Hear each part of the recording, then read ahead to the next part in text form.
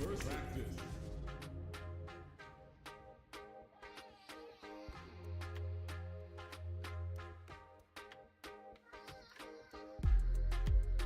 practice. Versus one-on-one.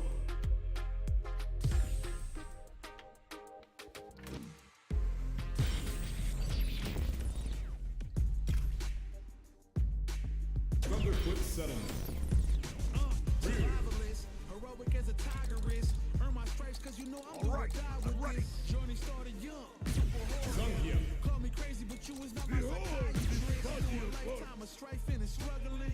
Be the best, that's my covenant. Started from the bottom and I'll never look back. Look at all my haters, y'all making a mess. Hello. Hi.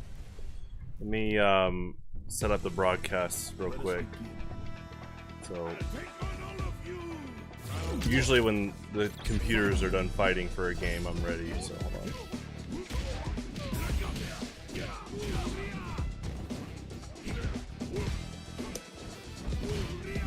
How you been, John?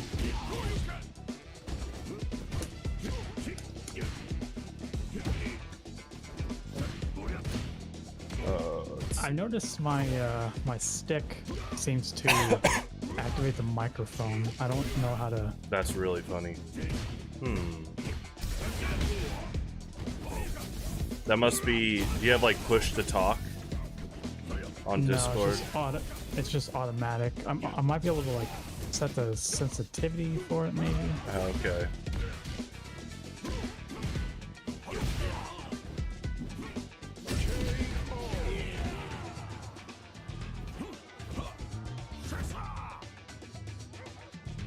Round two. Fight.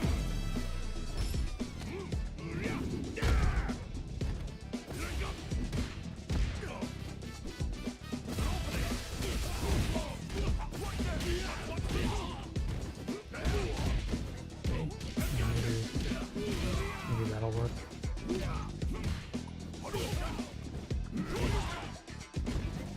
I think it will. I hear ya. Yeah, it's just because like when I'm pressing stuff, I'll notice the like the green circle on Discord will start up, and also when I like watch back your stream, I can hear someone's stick going off. I don't know whose. Probably mine if you watch it back. I'm not sure, honestly.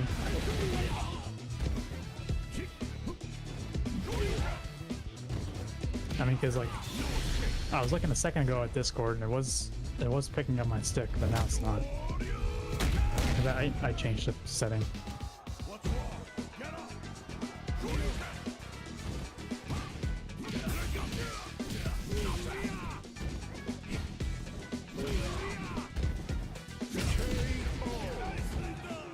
Ryu wins.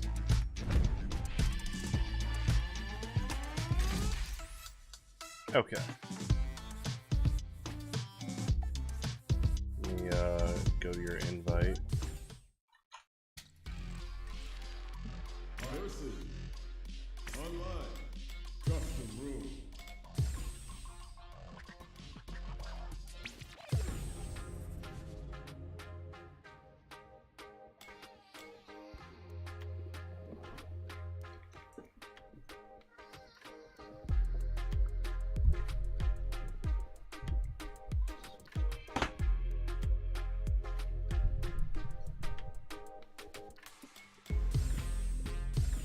Okay.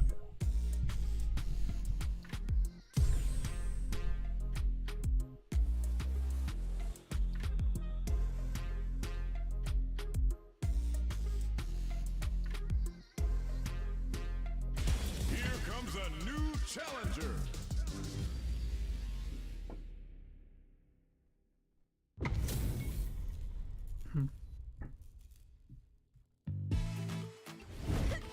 I'm ready. Give me your best shot. Round one. Fight. Yeah.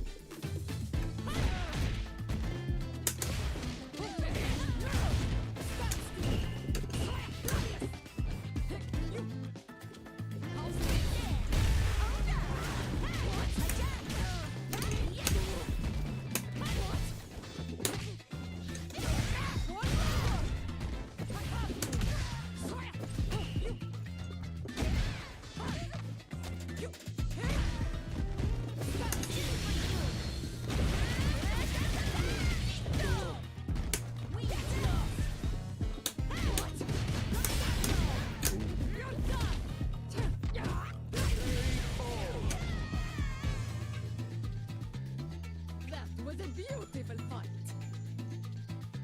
Round 2. Fight.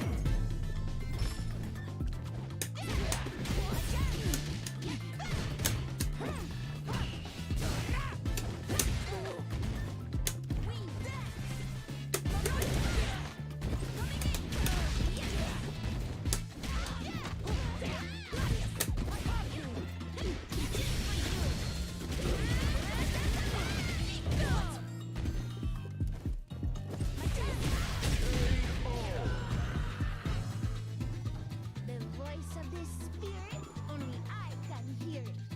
Final round. Fight. Here we go.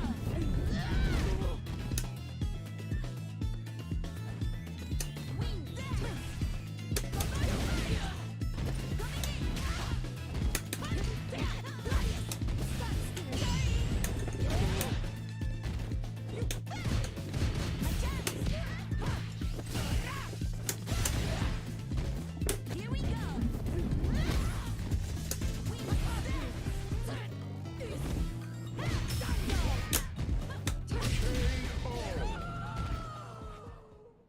Lily wins. John, did you play against Ed yet? No. He's pretty cool. Round 1. Fight. I thought it was pretty cool in 5.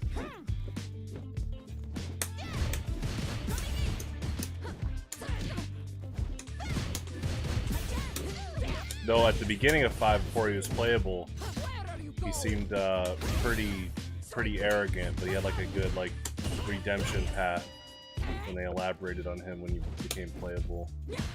Good story and stuff.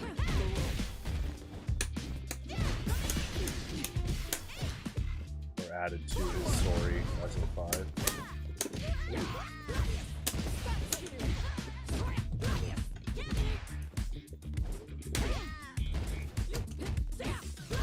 Hello, lasagna. That was a beautiful fight.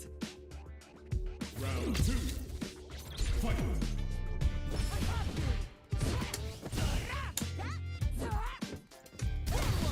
Lasagna says hi, John. Hi, Nick. There you go. There comes the anime talk. Oh, he says let's go Ambi. There you go. I did watch a lot of anime. Uh-oh. Ooh, the punish. Oh! I watched Data Live Season 2. Yeah, let's not say that, lasagna. Marisa wins. And I watched Kaguya-sama OVA. Huh? Getting ready for the movie, essentially what it is. Huh? John, you can tell me about these 2 animes? I just don't know what they are right now. I trust your judgment here. One's about wine tasting, and one's about a cattle ranch. Where are you going? Strike rings. Well, we don't want you getting hurt, lasagna.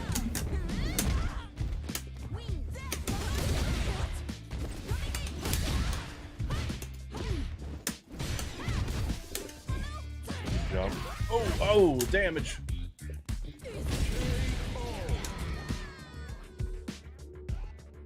That was a beautiful fight. Round 2. Lasagna's asking an anime question. Should I watch Kaguya Season 2? Only Scene 1. I mean, I feel like if you liked Season 1, you would have watched 2 by now. Or Ooh, John! At the very Whoa! least, like, at the very least, you wouldn't have to ask me if you should watch it. Because, like, I mean, if you liked it, then you shouldn't need my input. We want your input, John. You and him are like my big anime expert close friends. There you go. Lily's crouching heavy punches multi-hit. It's really good too. It's like a really good anti-air.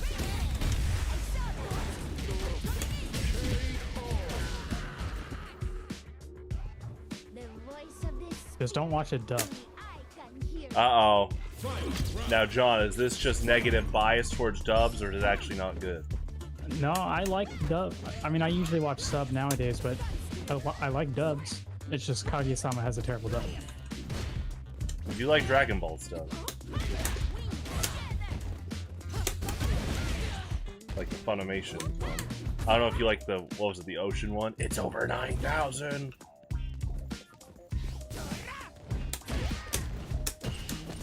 Ooh, good grab. Oh, good grab.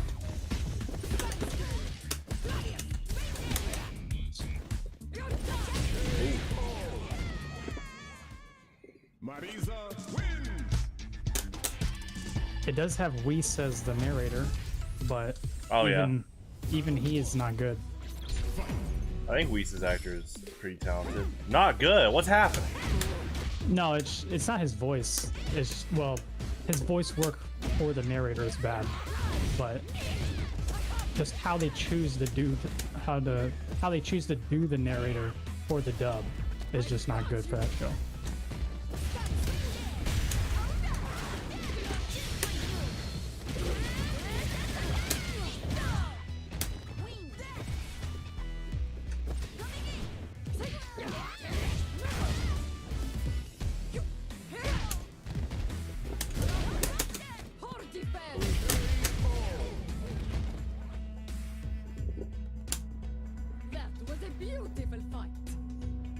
And like the main girl's Japanese voice has like the most range you could ever picture.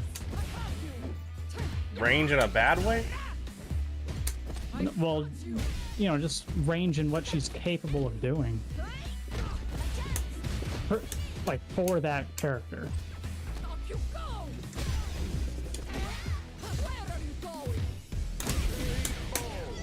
It's like just that one character just has like Marisa 6 different types of voices that she does. Well, there's good range, and then there's like inconsistent. Which one are you meaning? It's good. It depends on the Okay. situation.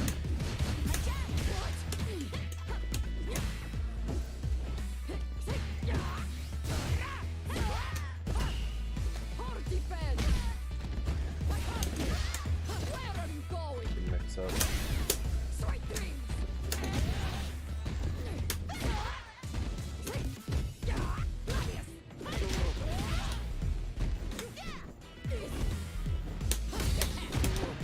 Oh,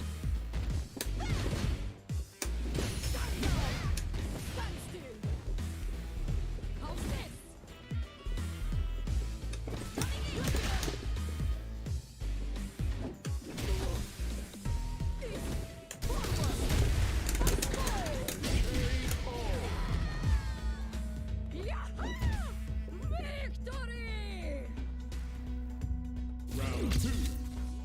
Fight.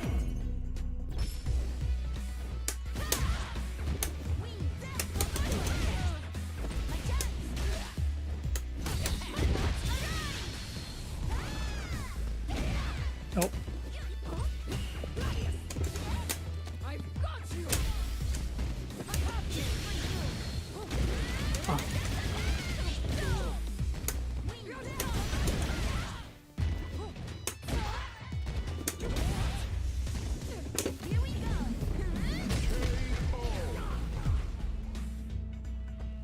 The voice of the spirit, only I can hear it. Fight.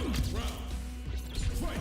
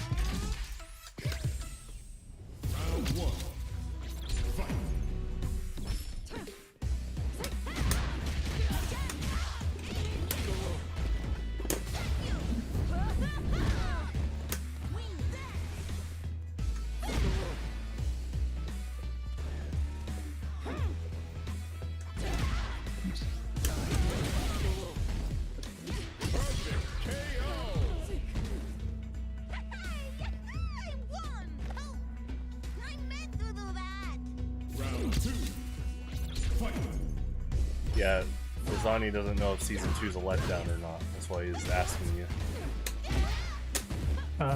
Season 1 was the least good for me.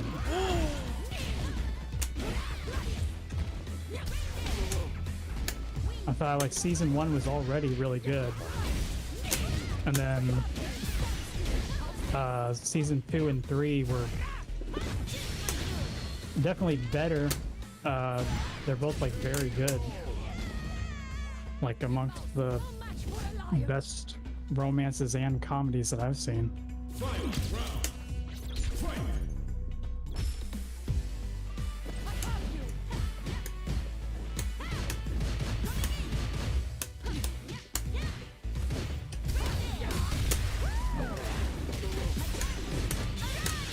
What was, do you remember the DK's username?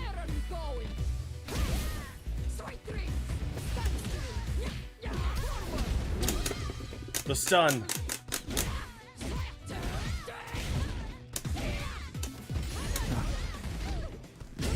Oh, well. Worked anyway. Marisa win.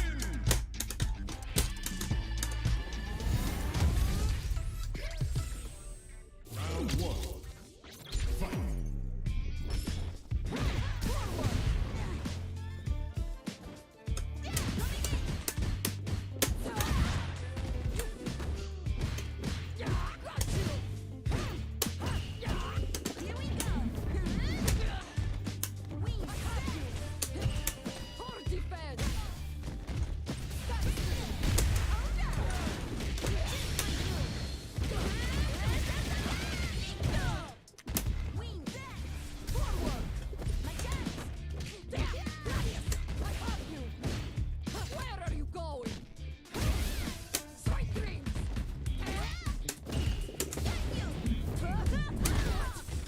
Did you go Mario versus the DK?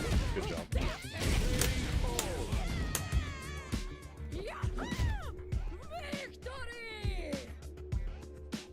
Round 2. Fight.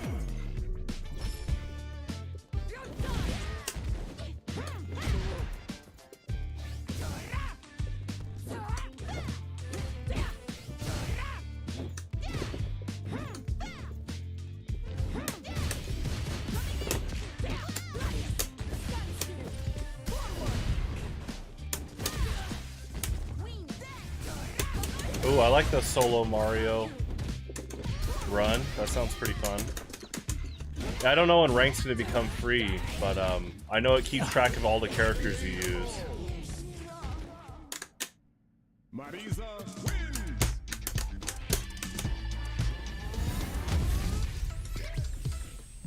Round 1. Fight.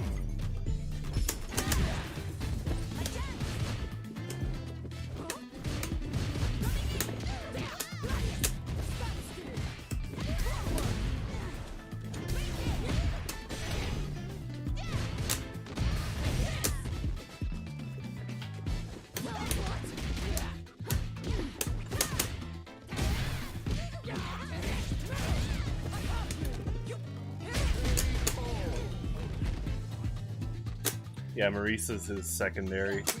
I was telling him recently, Guile Marisa is a very good main secondary combo, in just in terms of like character matchups and stuff.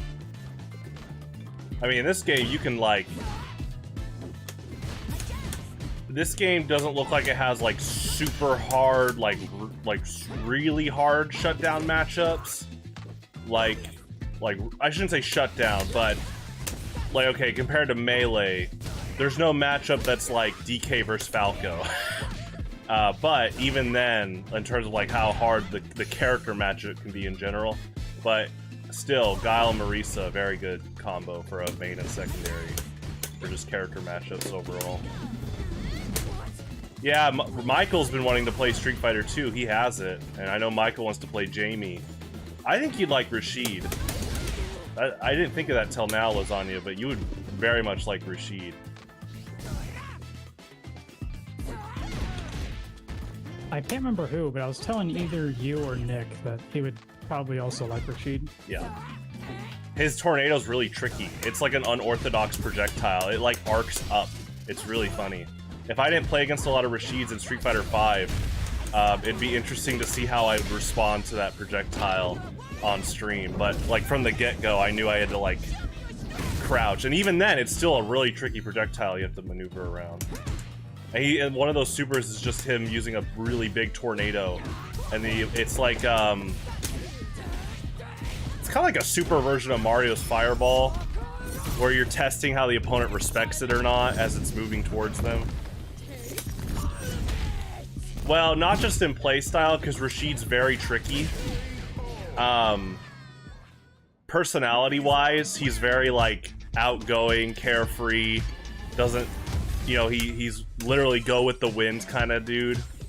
But he actually has, like, a good heart deep down. Like, if you watch Street Fighter V's story, he's, like, a really big, like, main hero in that story mode, which is really cool.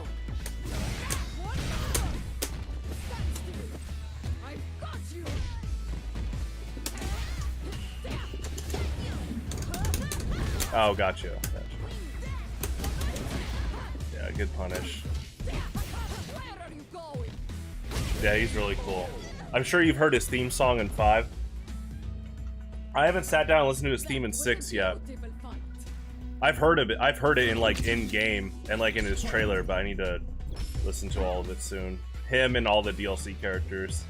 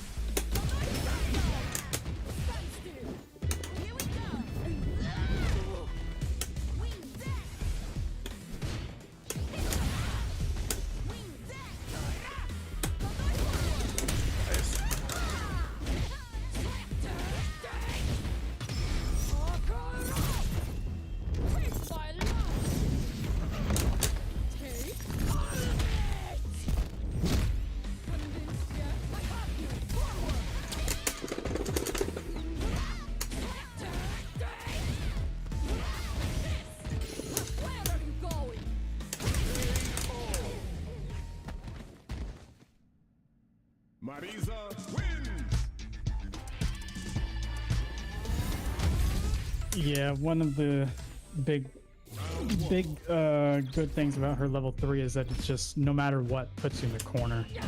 That is pretty good. Yeah, corner carry is something I still kind of underestimate to this day.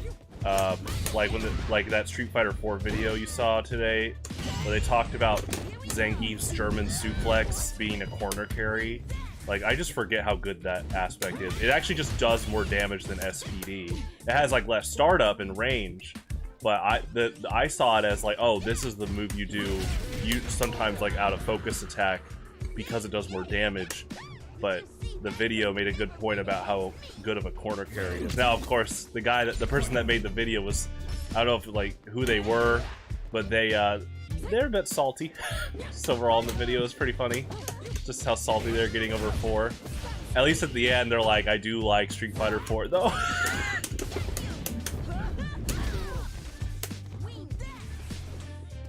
I didn't know that one of Vega's, like, go-to combos in neutral needed 2 one-frame links. I know you're telling me about Vega using one-frame links, but 2, I was like, oh, dang. Well, it's not necessarily 2, it's just his crouch light punch is a 1 frame, and so you just need 2 or like 1 or 2 of those, or 2 or 3 light punches to combo enough to get charged.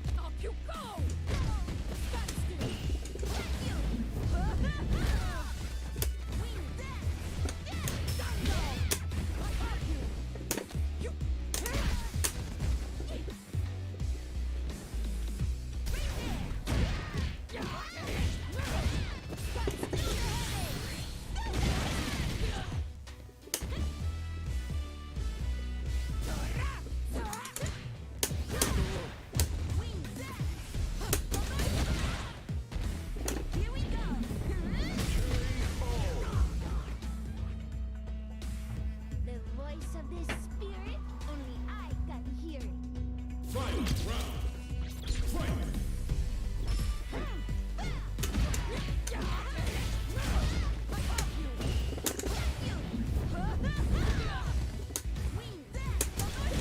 Oops.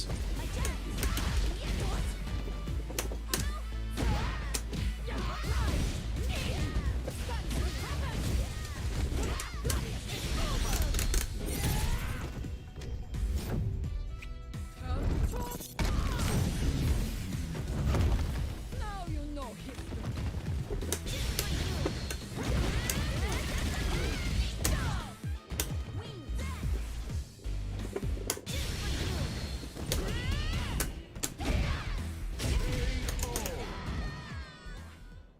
Marisa wins.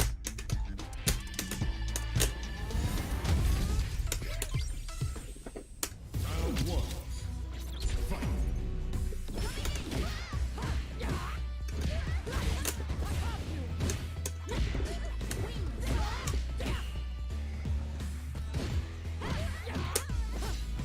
Nope.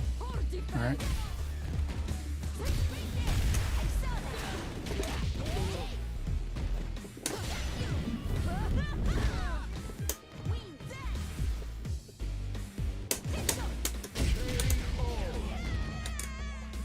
Okay, so for today, for the first time, Was a beautiful. you know the sriracha chili hot sauce?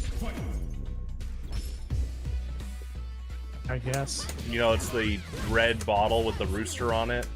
It's like the go-to, like, kind of like go-to, like, Oriental dish hot sauce. Like, it's like the, it's like the general hot sauce. Anyway, they have ramen, and I tried their chili sauce ramen. It's really good, and it's like Marisa the chili powder they use for the broth. It was cleaning my sinuses. But that's, if you like spicy food, that's a good sign. So. I mean, all I know is that, like, my favorite kinds of ramen noodles are like the sriracha chicken, and then maybe close after that is the chili flavored one. Wait, say that again. a new challenger. Like, just like the basic, like, ramen noodles. Oh, yeah. My favorite kind is the sriracha chicken, which I can never find anymore. It's been like years since I've seen any. Yeah, I had it's like official sriracha brand I had today, and it was really good. I mixed it with these Pokemon Japanese fried rice seasoning packets, like 2 of the yellow ones, and it was really good. But yeah, it cleaned my sinuses up. But again, for people that like spicy food, that's like a green flag. Though you might need to have some tissues around you. Like, it cleaned my sinuses. Yeah, Lasagna, I like Rashid's theme in 5 and 6. From what I've heard in 6, I need to fully listen to his theme in 6 soon.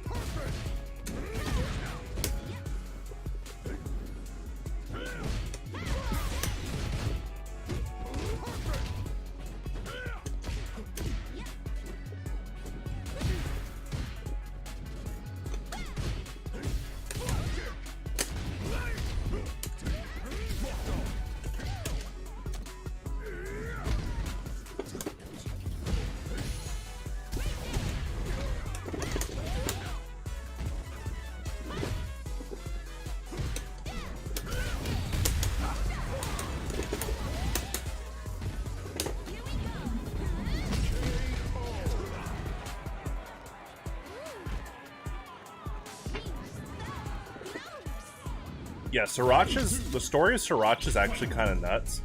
Basically, in a nutshell, the creator of Sriracha, he's an immigrant from Vietnam, and he, like, took a boat to the U.S., like, you know, during the, like, you know, the bad repercussions of the Vietnam War overall, and he literally is like an American dream story. He came to America, started his own like hot sauce brand with the sriracha chili sauce, and to this day he owns it. He never sold it to another company.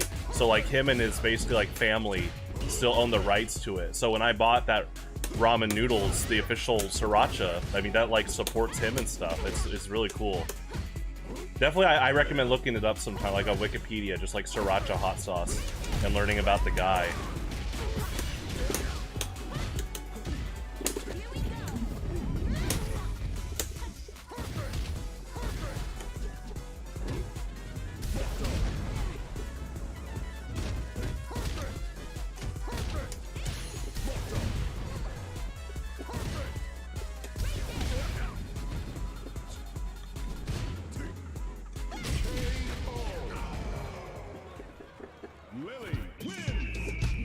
But yeah, now he, like I said, you go to like a lot of like, just like Asian restaurants in general. Like you'll go to, I mean, literally like Chinese buffets, Japanese ramen houses.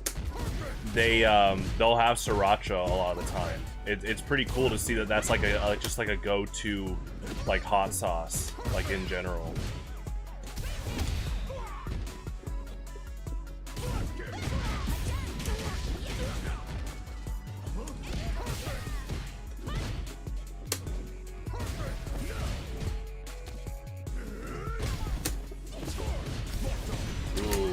Nice. The guile pressure.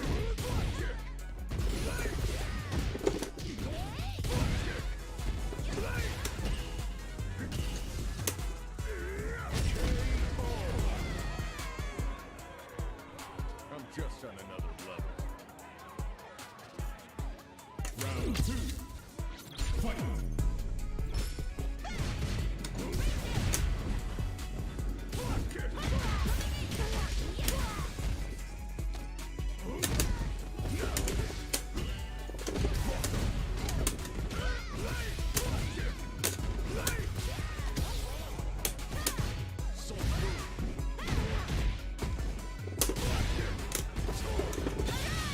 Oh.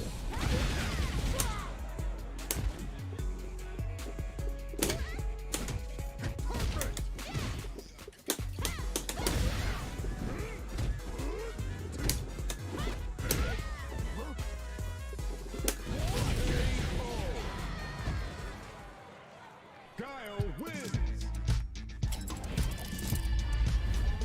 Oh yeah, that does sound pretty good.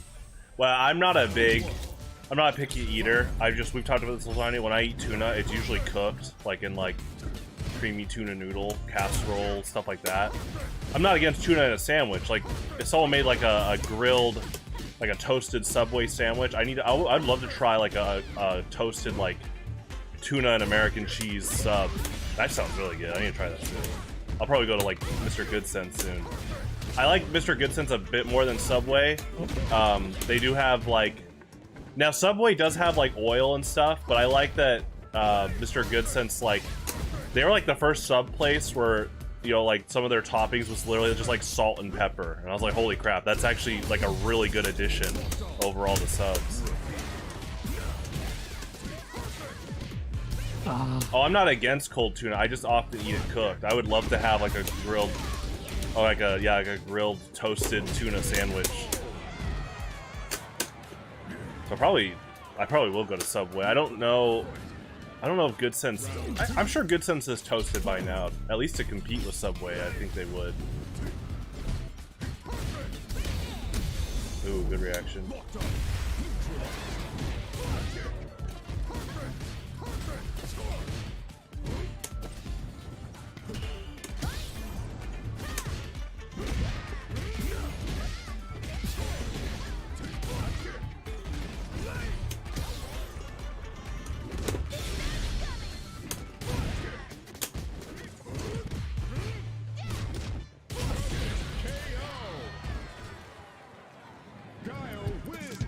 I know some people like hot sauce and mac and cheese. Recently, the past year, I've been trying hot sauce and mac and cheese. It's not bad. It's just that there are mac and cheeses that are so good just by themselves. like I said, my favorite boxed mac and cheese is the Walmart thick and creamy, and honestly, it's so light, but in a good way. It literally is creamy, but in a nice, like, kind of light taste. That if you add hot sauce, it really like polarizes it. It's good because, you know, hot sauce is good, and obviously fat and butter are good. But it's a delicate version of mac and cheese. Really, for that kind of mac and cheese, or even just Kraft, I just add a little bit of pepper. I think that's like the way to go, is just a tiny bit of pepper. But I am gonna look for some mac and cheeses that would be really good with hot sauce. Because, yeah, I'm pretty sure it was Michael that got me into hot sauce, because we were at Taco Bell and he just ordered it one time. And like there was like leftover packets. I'm trying to remember, what was the first time? No, you know what got me into hot sauce was sushi. That's right. I remember now. It was like, it's actually on Facebook. There was a memory that popped up. It's from, I think it's from 2011. Was it November 2011? Me and my family went out for sushi, and I just happened to try sushi for the first time. And what warmed me up to sushi, I wasn't like scared of it, I just never really was super into trying it. But I was like, you know what? There's soy sauce, let's try it with soy sauce. That seems interesting, and I you know, that got me into sushi. And then when I went to UCM, starting in 2016, I started eating their sushi there at the cafeteria, and one of their sushis was like it was like a dragon roll variant or something, and it had like both sriracha and sriracha mayo on it, and it was really good. Yeah, and so that's what got me into hot sauce. I was like, whoa, this is really good. And found out, yeah, it's sriracha, so sriracha and sriracha mayo. And so I've talked to Lasagna about this, but like the strategy with McDonald's spicy McCrispies is you ask for mayonnaise, because when they put the hot sauce and the mayonnaise both on the same sandwich, it really is like a spicy sriracha. It really is like a sriracha mayo chicken sandwich, and it's really good.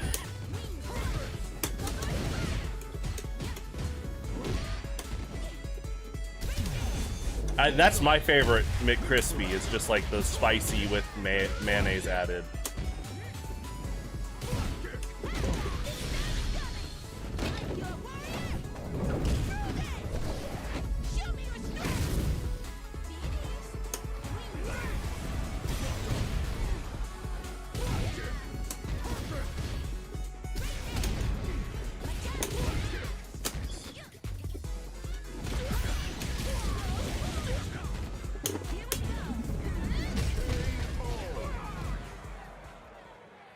Lily wins.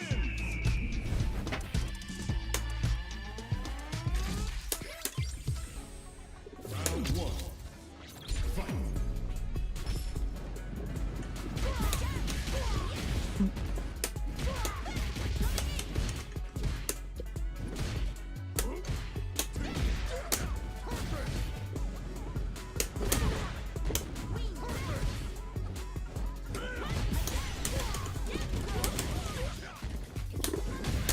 Ooh, nice.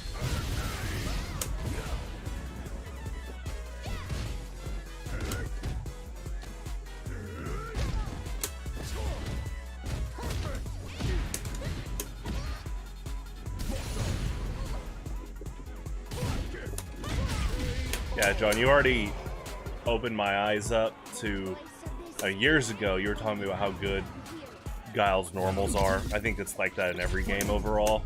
But, you know, when I'm seeing you use stuff like Drive Rush, it's crazy that, like, a trait that was already associated with the character, it's like Drive Rush almost makes him like a lethal rushdown character when you want him to be.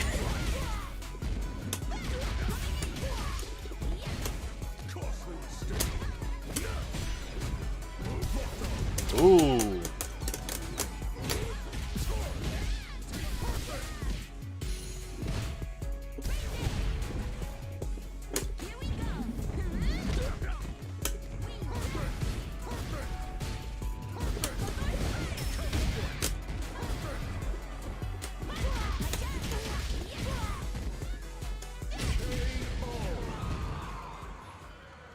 I'm trying to go for my fancy combo, but I messed it up at the same Ah, spot. jeez.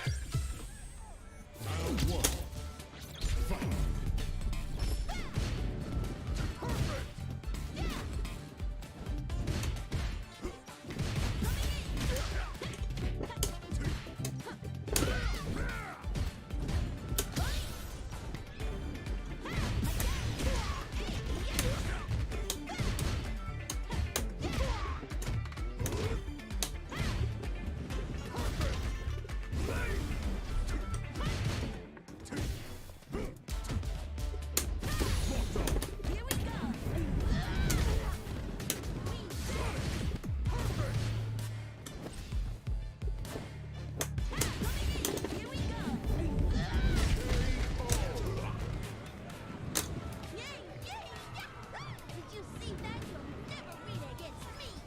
Round two. Fight.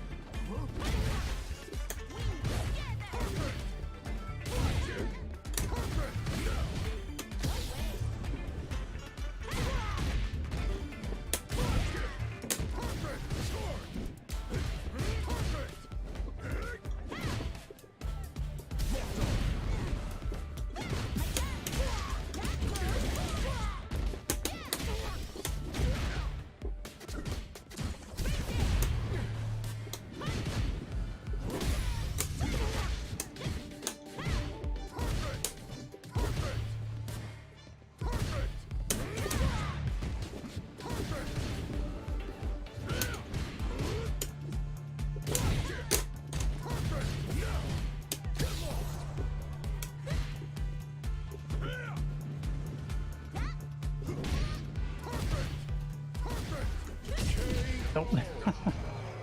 I didn't stand up. Did you see that this is the first Street Fighter game that has not one, but two characters that don't deliberately say the F-bomb, but imply the F-bomb? What do you mean? I found out, like, yesterday, because Ed came out. I mean, he does say the F-bomb, but he abbreviates it. So, you know how in the campaign mode where you play as your avatar, you can text the characters?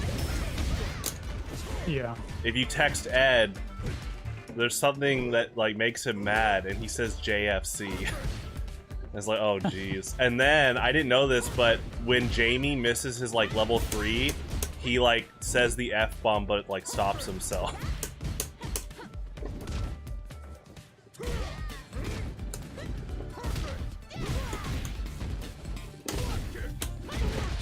And here we were, over 10 years ago, making jokes about Guile and Abel going, damn it, and damn!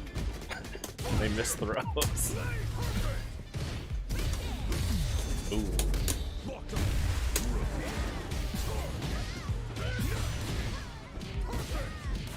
I think Seth says it too. Street Fighter 4. Oh.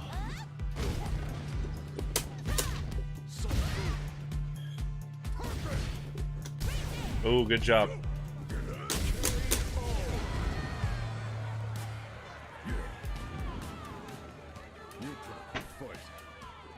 Round two. Fight.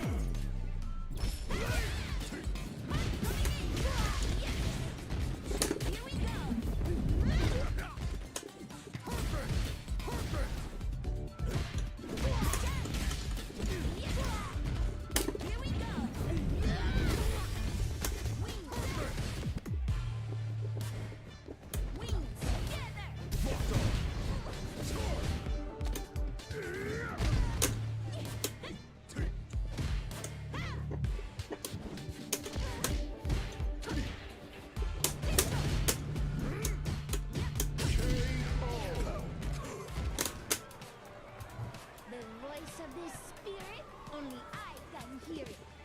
Final round. Fight.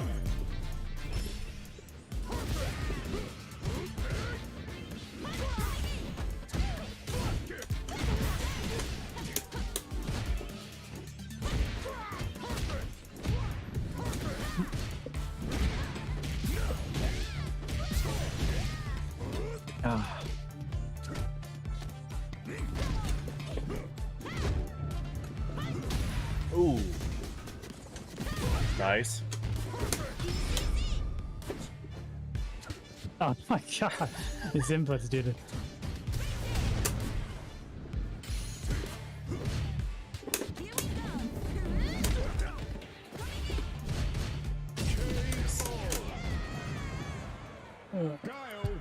I mean, I did practice today and yesterday just to get over the rust. Just the... I'm still just not as good as on the player 2 side. You want to switch sides? No, that's why I pick it. So I can... There you go, John. That's the mindset. get Good better answer. at it. I mean, it's okay if you would have said yeah, but...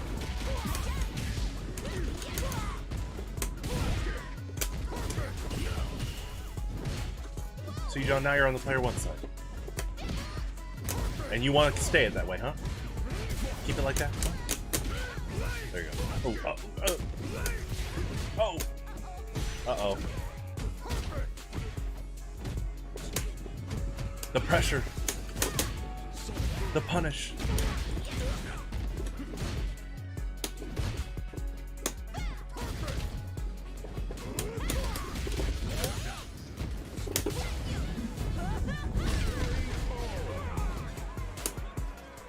The voice of the spirit, only I can hear it. Round 2.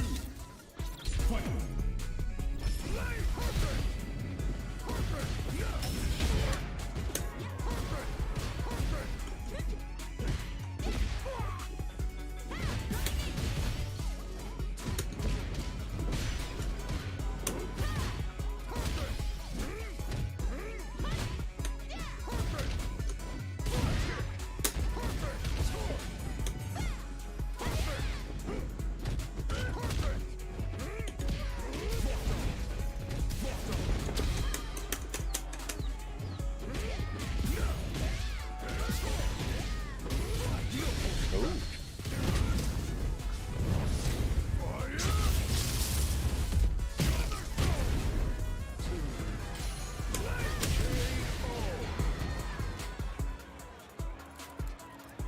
Easy operation.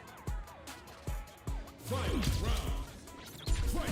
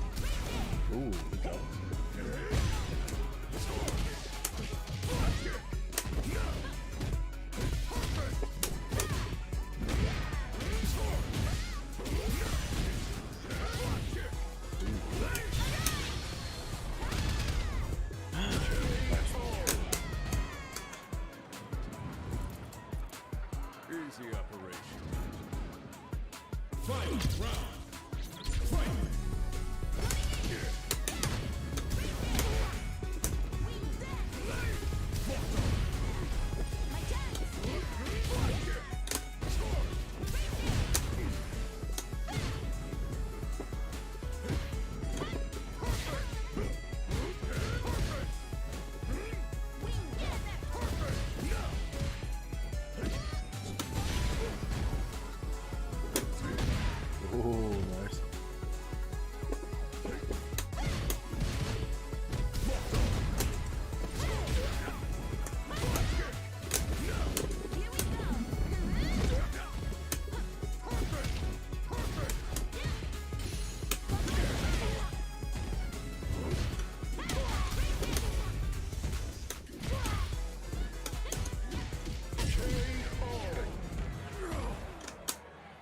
Lily wins.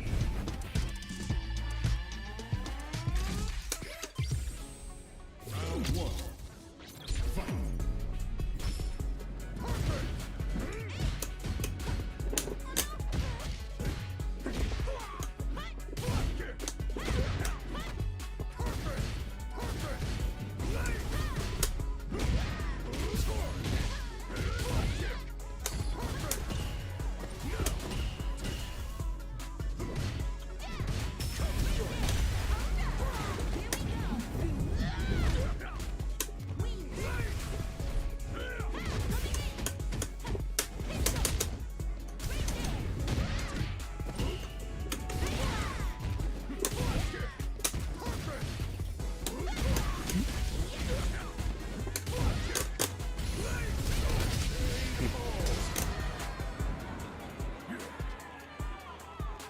You can fight. Round two. Fight.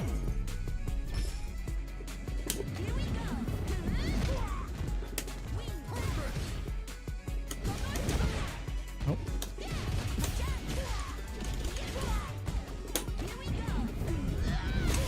Tried to air throw the spire, but it didn't work. Oh, I remember you doing that in Street Fighter 4, so definitely worth trying. Well, it's just cool to try in general. I don't even mean like worth trying. It's like, yeah, go for it. I don't know if it works, but might as well try. In this case, you didn't know.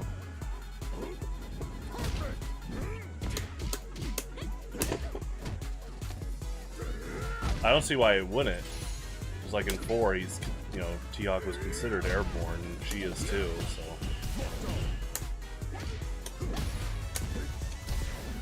Ooh.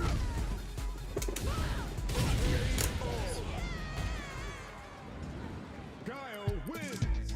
It should be 5 startup, but the spire's hitbox is probably just too big.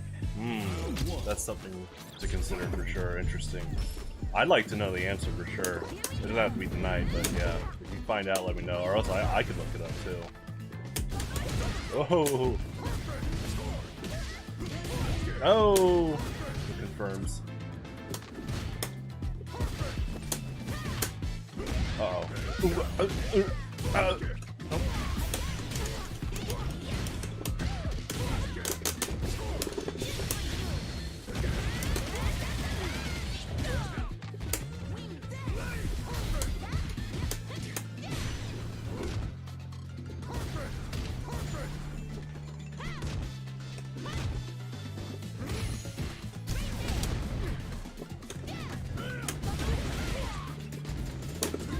Oh. I love his upside down kick. That's such a good answer. If I go for like a grab read. Round two. Fight.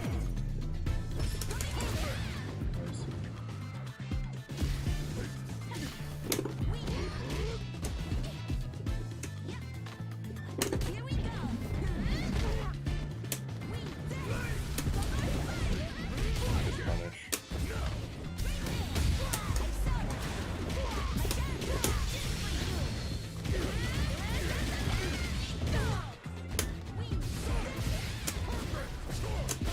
Oh, the anti-air.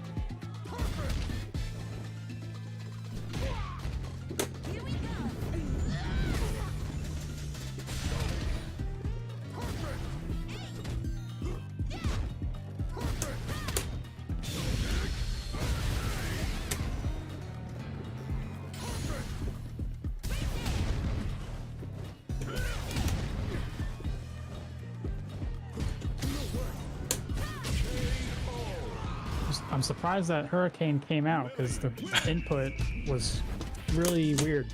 Hmm. Huh.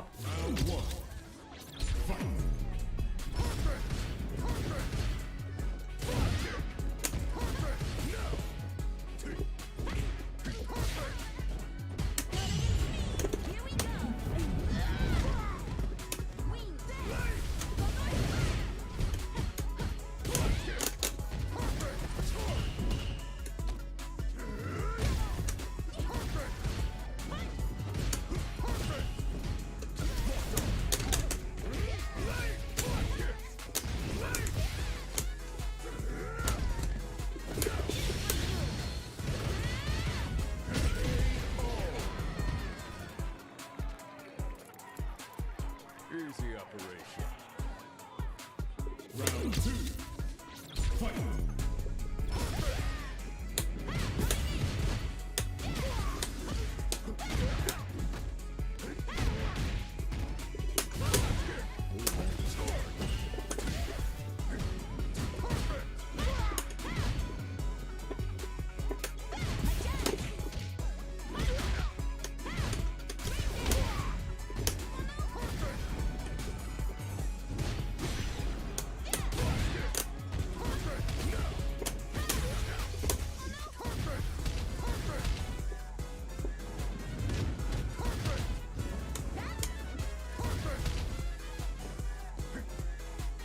Hey Sax, how's it going?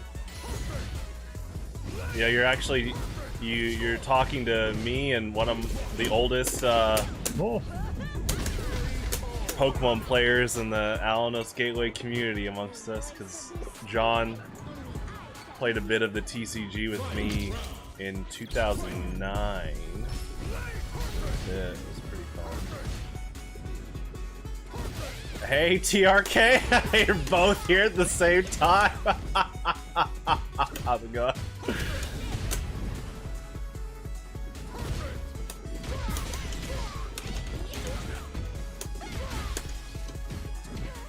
Actually, yeah, John actually didn't start. I'm trying to think. I remember your first tournament because you played. PJ remembers it too. You played PJ for the first time there. And you were playing the Arceus Golem deck. I think that was like Autumn Battle Roads. I think so. Yeah, that was like 2009. No, hold on. Arceus came out fall 2009. So you actually, I think you started playing cards in 2010, like tournaments and stuff. But anyway, yeah, Sax, this is John. He was at the May Highlander monthly last year. He's a big fan of like Typhlosion, Sceptile, Charizard. So. He went to the same Pokemon League as me, Vance, and Ryan.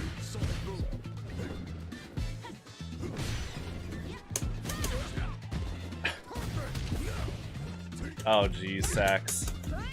Did you just call TRK a normie? Oh no. Alright guys, jeez.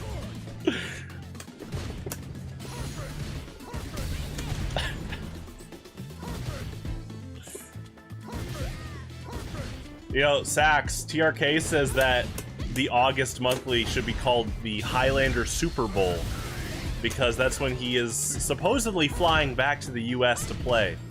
Now, I have to talk to the NFL to see if we have rights to use the word Super Bowl in a tournament. I'm not going to call it the Super Bowl, but I will make sure people know that, you know, TRK is flying in again if he does. I like to announce when people come out of state or out of country for a tournament, so. Round 2. Fight.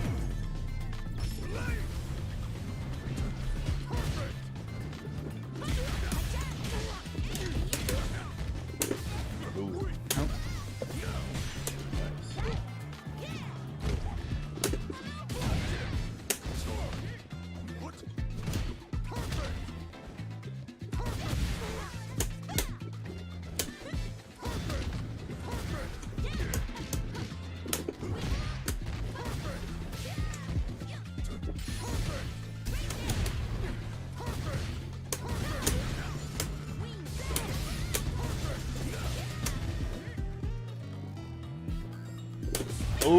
Nice, good jump.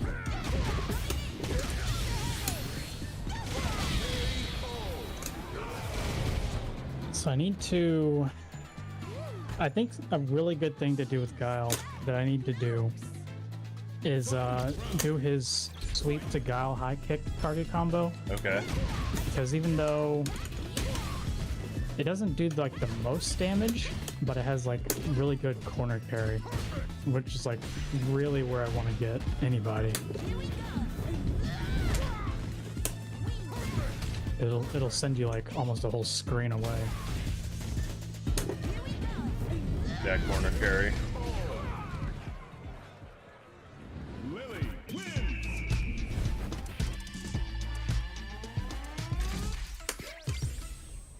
Round one. Fight.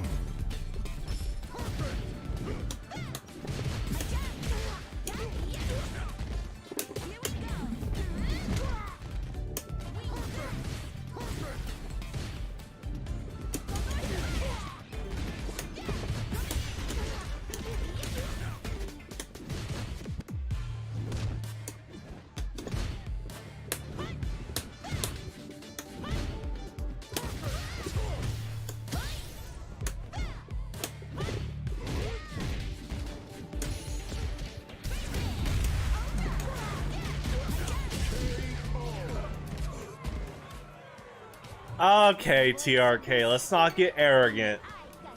There are a lot of good players in Highland. John included.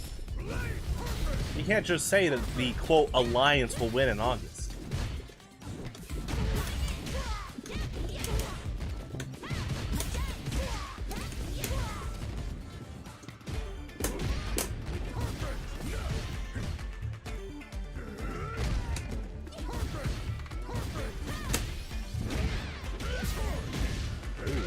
The combos. Oh!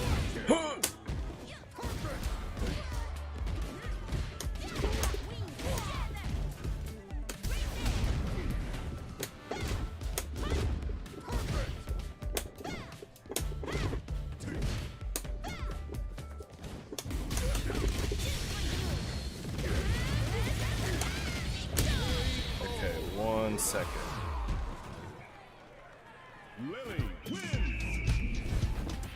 Give me like 20 seconds. It's probably gonna go back to the lobby, but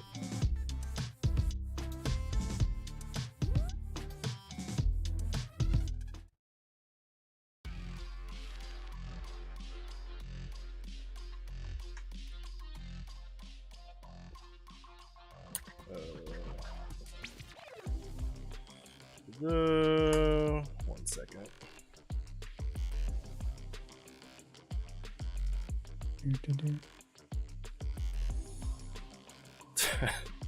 TRK and Sax in the same chat at the same time. Jeez. Okay. Anyway.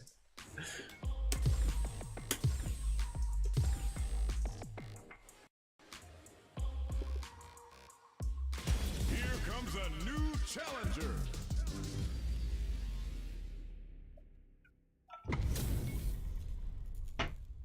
Oh my gosh, Sax. I'm ready. Hope you're ready. Sax, are you, you know, I think I answered my own question. I was about to ask Sax, are you just, like, wanting to acquire a lot of, quote, haters? But I answered my own question. Come on, Sax, jeez. Both you and TRK definitely should buy some humble pie this year.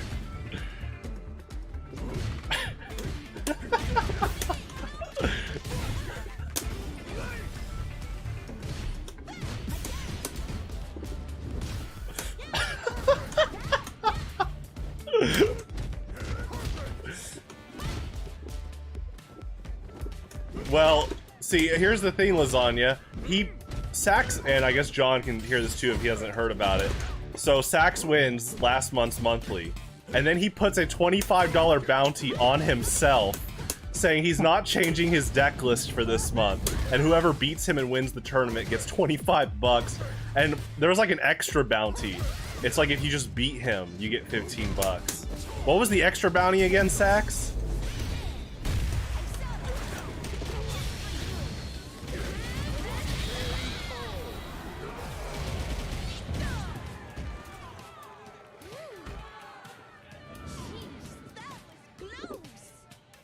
Round 2.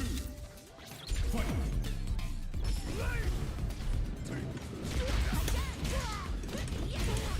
T.H.K. What?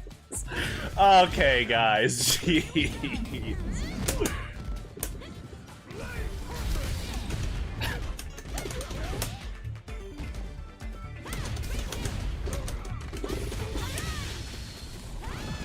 Oh, nice. I wonder if the wind version catches that, like a wind powered version. I guess you were kind of going on knockdown.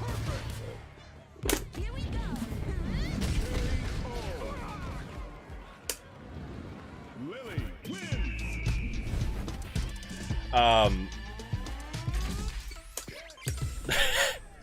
Well, you know, we have most of the devs here. I have a staff of volunteers right now, very kind. It's these three, Cameron, and I'm adding Trevor. And you know, hopefully by this summer we can have some form of an automatic simulator in the website. And you know, I have a lot of like connections on LinkedIn. I still use my LinkedIn. So now that since a lot of you guys are here, and I'm sure you saw the announcement, the project labels will be shifted to after. Now, if you have free time and you want to put some labels down, you can totally do that. But you know, like I mentioned this morning and yesterday, I'm going to start scouting for potential programmers to hire.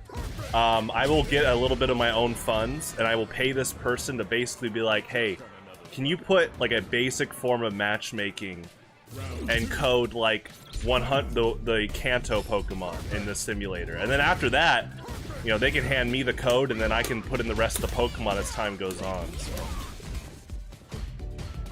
Oh yeah, I want something like Showdown. I want like a kind of... We'll start with a very basic form of basically Pokemon Showdown, but for Highlander. But I want to hire... I'm going to make a job posting, I think, on LinkedIn. I'm willing to invest some money into this because I think it will really help the community for years. Like, years. Like, online monthlies will like go even faster. More players will just want to pick up and play like ranked matches or like direct matchmaking and stuff. It'll be awesome. You know, the fact that you can go on the website and then test the deck out would be really good.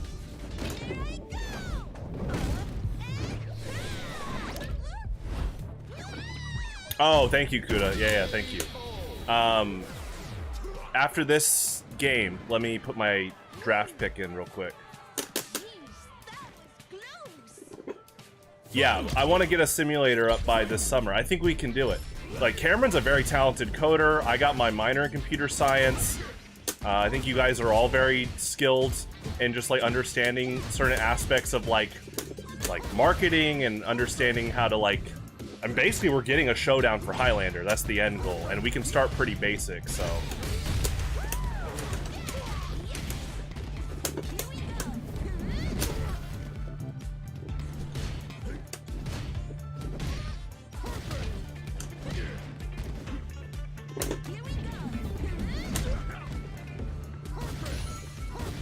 Oh, Kuda, you missed the very petty Sax TRK encounter like 15 minutes ago. I guess you could scroll up if the chat is already logged.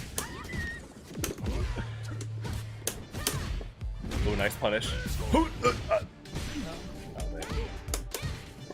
You know, John, that's actually a mix-up. I'm so used to you doing the full punish. You could purposely drop that for like probably level 3 or something.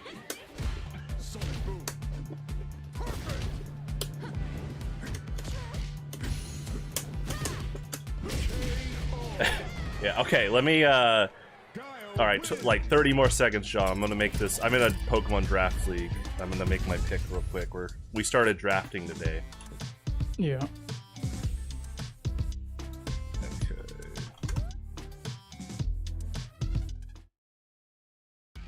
Boop-a-da-boppy. Okay, let me do this real quick.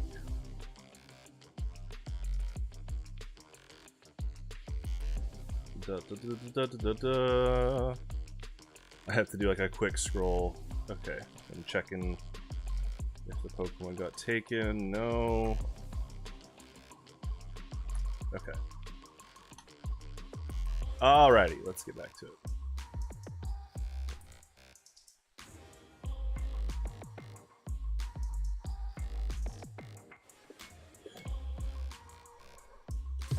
He actually, you know, you bring that up.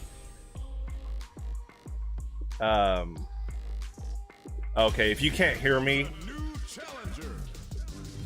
yeah, so Kuda, if you can hear, well, I guess he can't hear me. It'd have to be Sax or TRK. Okay, Sax, just tell Kuda that PJ was actually at a hockey game like last week. Like at a Mavericks game, so he might be there tonight. He's not moderating tonight, which is fine. I think he might be there. He's not in the broadcast chat tonight because he's one of my 3 chat moderators or broadcast moderators, so he might be at the game tonight.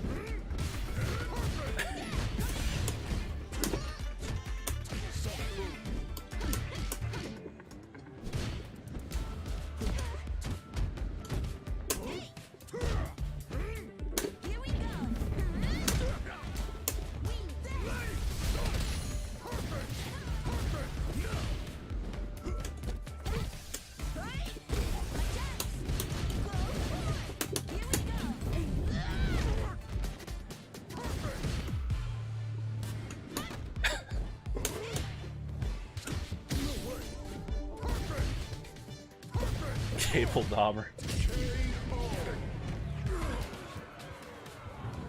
voice of this spirit, only I can hear it. Round 2.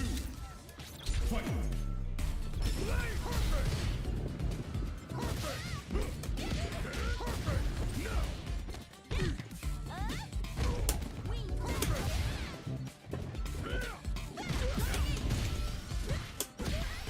Yeah, I need to use back heavy punch a lot more in like neutral and like you were pointing out in combos. I noticed that the hit confirm reaction timing is pretty lenient. So I'm obviously trying to work on just, excuse me, on hit confirm reactions in general, but backwards heavy punch is, yeah, pretty lenient compared to like something like jab, like crouch jab. Oh, Mavericks are 39-13. Wow, that's really good. You know, we me and Cam, like a few of us talked about it, like me and PJ. I'm sure Cameron would be down too. We actually talked about doing it like an Alanos Gateway, like Royals game this summer. Like a bunch of us just getting together and tailgating and just going to a summer ball game. I think we should do that. In fact, we are gonna do that. Like we already planned. We already said we were gonna do it, and yeah. So I'm gonna start. Is it when TRK visits? We'll see. That could be it. We could do 2. I'll look into it. It actually probably will be if TRK visits. So like an August baseball game.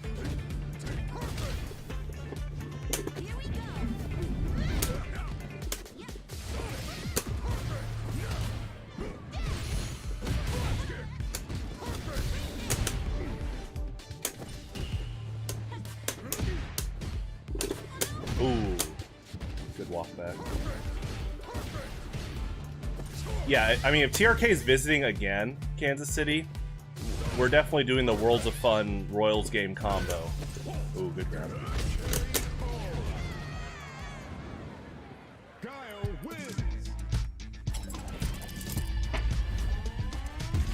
Oh my gosh, that's a double event. I will literally tell people what day we're going to Worlds of Fun and what day we're going to the Royals game. It could, I don't know if it'd be at the same time. Nah, those are both almost full day things, so.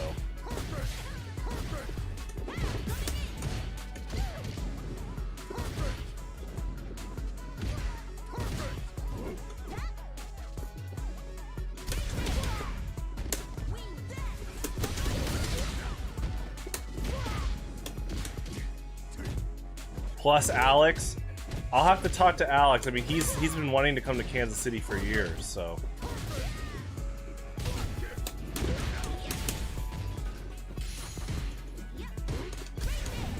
Ohio's a good state, TRK. Also, hey, Sax, while you're here, can you finally, like, confirm... Like, TRK doesn't believe me. You didn't bribe me to nerf Fairy Drop. I did that. So, go ahead, Sax. Let's go ahead and lock this in, because TRK doesn't believe me.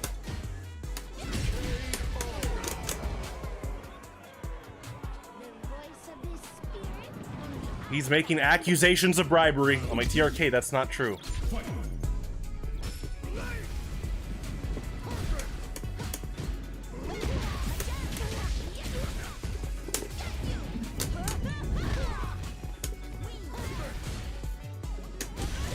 Ooh. Okay, Lasagna didn't bribe me either. TRK, who are you talking about? Hacky Sack Enthusiast? I think they left a few months ago. You know, in terms of Alanos Gateway, yeah, I'm pretty sure they're gone.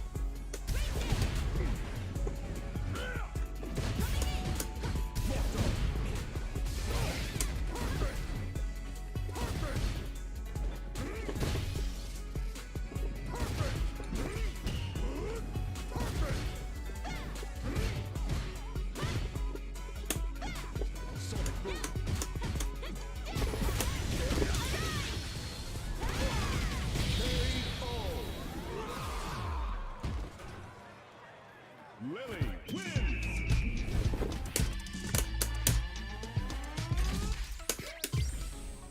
Round one. Fight.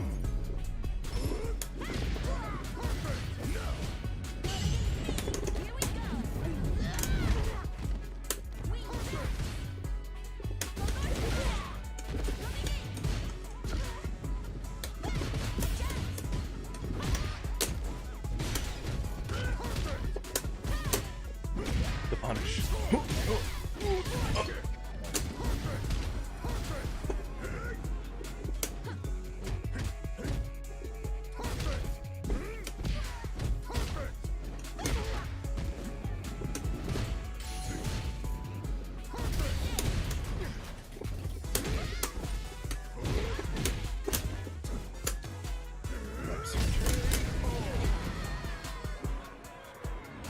I'm just on another level. Round two. Fight.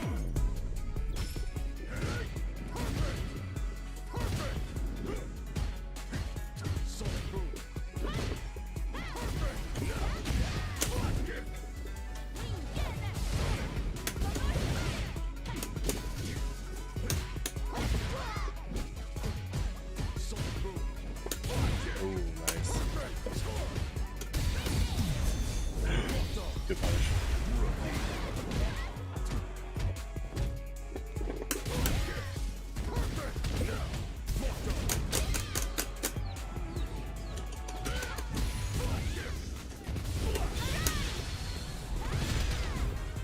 Oh, you bought new Joy-Cons? Did you not have, so you didn't have, like, a warranty with Nintendo?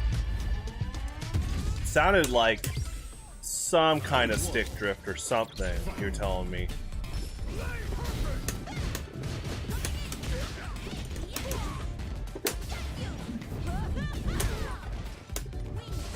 Oh!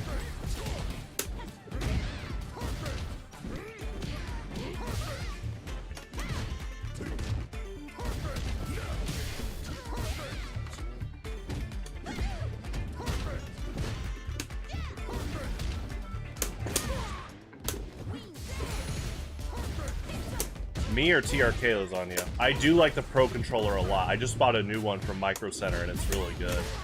And in fact, you can use it for your PC. I bought the wired one and it's been a very good controller. In fact, I haven't used it on my Switch yet. I've just used it for my computer, but it's been a good controller. I'll definitely use it on my Switch. And in fact, I'm gonna do like a Mario Kart 8 Alanos Gateway event soon. Are we just gonna race on Yoshi's Island? No, but we'll be on there a few times. Right, John?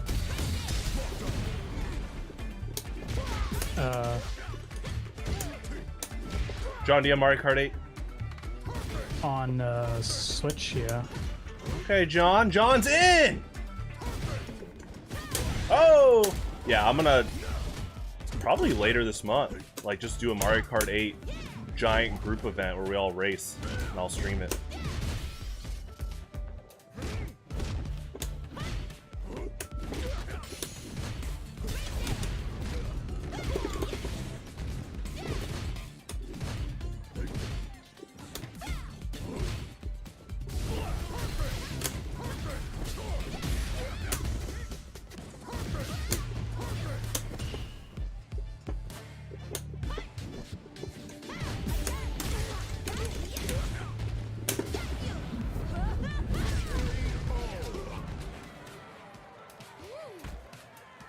Yeah, okay, that's definitely more than stick drift. Yeah, jeez.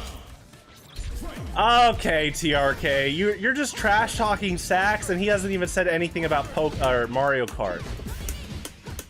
TRK, what's going on? You're acting like Sax stole your Mario Kart game. I don't think he did that. I don't think you brought it to the US last year.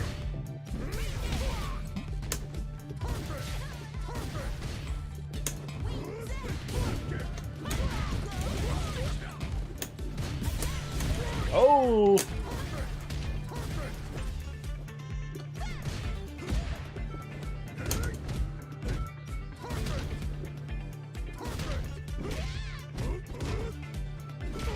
TRK, he did not bribe to nerf Fairy Drop.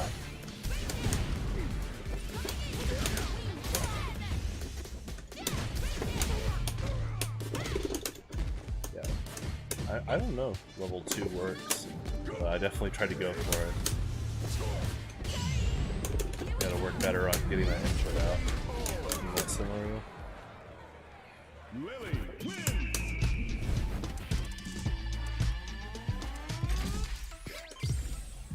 Round 1. Oh my gosh, TRK and Sax in the same Mario Kart race. Like, it's already petty tonight, but sweet mercy. It's gonna be like TRK gets hit by a red shell in 6th place, and then he'll blame Sax, but it was probably like Lasagna or Michael. And we could probably prove it in some like replay or something, and he'll still blame Sax.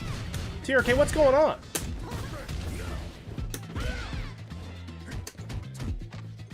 Oh, nice. Yeah, that beats crouching jab too.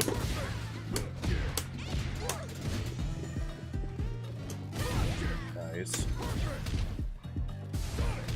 The chip.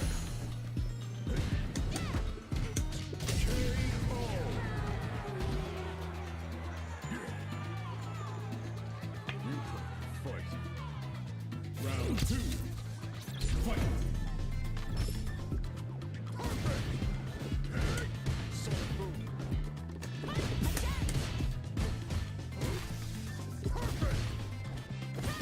Ooh, the parry on Condor dive. God, I think that's the first time you've done that. That's pretty good. Oh!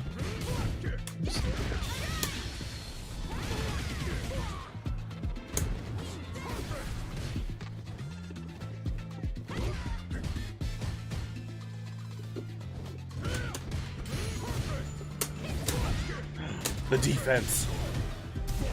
Oh, the offense.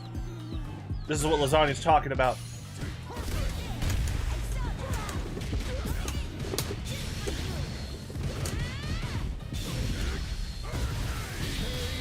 Lasagna calls it quick on the switch. I call it fast on the dial, because I see offense, defense as like a dial. And John's just like if defense is on the left, it's like boom, boom, hold it, hold it, hold it, and then he sees the window of opportunity. Bam! And then quickly can go back to like a little more towards defense. Yeah, something like that. Okay, you know what, TRK? If my streams actually help you study and they're helping you with your grades, then okay, I do support that. There you go. Oh, nice. The pressure.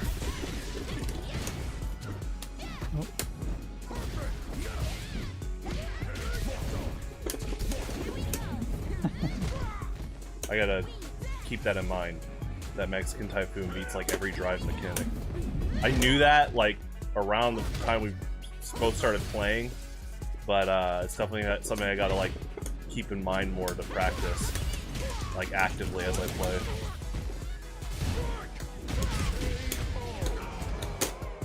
Like right now, my big thing to practice is super confirms off of jabs.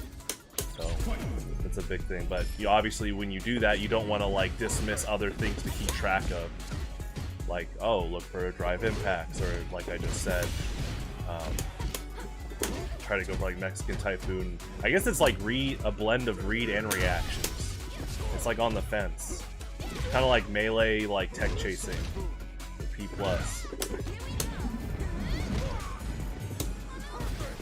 But I'm such a like, and you know this, Lasagna knows this, I'm a very much more reads-based player than reactions.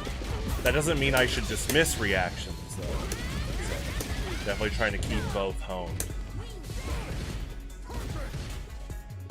Me and Lasagna used to make jokes only a few years ago. There are people on the Smogon forums for competitive Pokemon, and they'll take a Pokemon like Rampardos or Machamp, and they're trying to give, someone's like trying to be optimistic or say that like Rampardos or Machamp can do all these high damaging moves, which is true. Machamp's got Dynamic Punch and Knockoff, Rampardos has Head Smash and Earthquake, and then there's someone in the forums that will, can reply. Like, I've seen people reply with things like, they're very inconsistent because you have to keep reading the opponent's plays. And me and Lasagna always make jokes. We're like, how is that a problem? Or it's like, are you admitting like a player problem? Yeah. Because like, me and him, we're just very reads oriented. So when we hear that, we're like, are you trying to dismiss someone that might be honing their reads? Yeah. Oh! Oh, so close, Pete. That was pretty good. John, I saw it. I understand it. It was still good. The lockdown.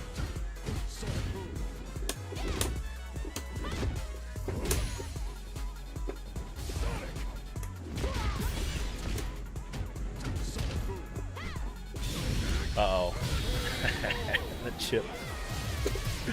Like, the reason I was messing it up before, much earlier in the combo, is that I wasn't delaying my special cancel enough.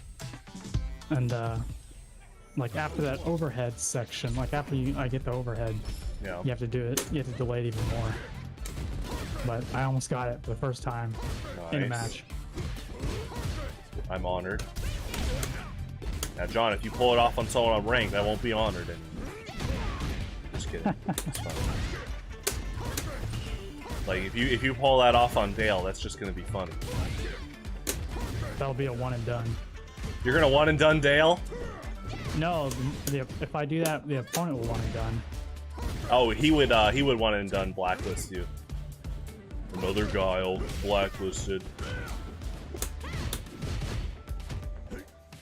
This game doesn't even have one frame links. This is what I'm talking about. Oh. You said that Guile was inspirational? Gem crushed. And then he says stuff like alchemy dust acquired. He takes himself way too seriously.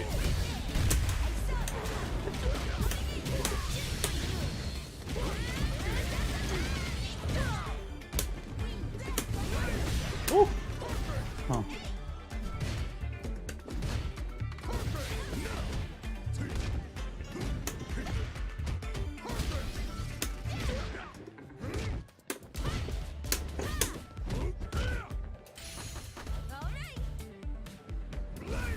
Dang it, John. I thought that would get you to laugh, which could give me an advantage. I mean, I didn't know that it had like a long animation if you just didn't do anything. Yeah, it used to throw you off a bit. And it's like, oh, if John laughs, is that a frame that I can take advantage of? Oh!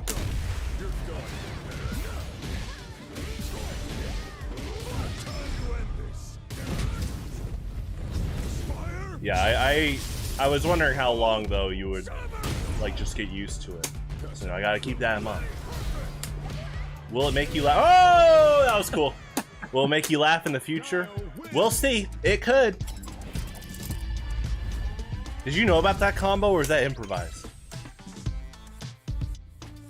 Which part? The one at the end? Yeah. Well, I know that it can juggle, like, jumping medium punch juggles a lot with a lot of characters. I didn't plan on that happening, but pretty good. it just happened to hit the blade on pretty the way good. down. Oh, the coverage. Oh, the coverage. Oh, I pressed it.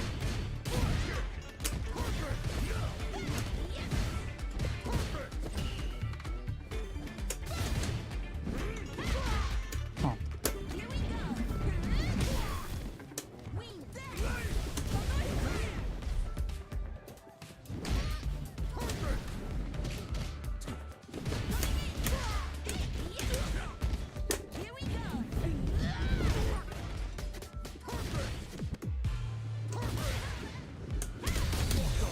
Oh.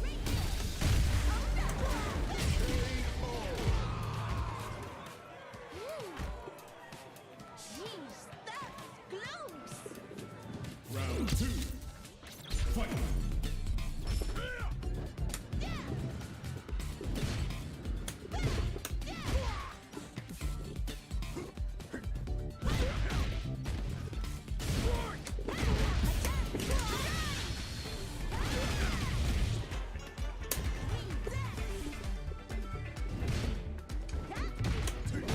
Oh, nice. Damage.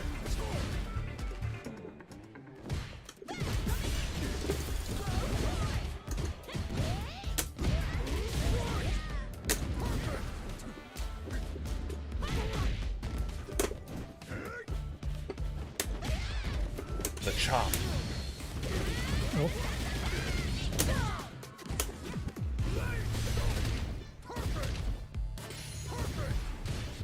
Oops.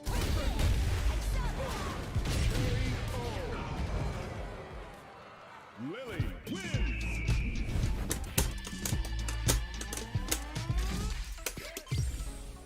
Round 1. Fight.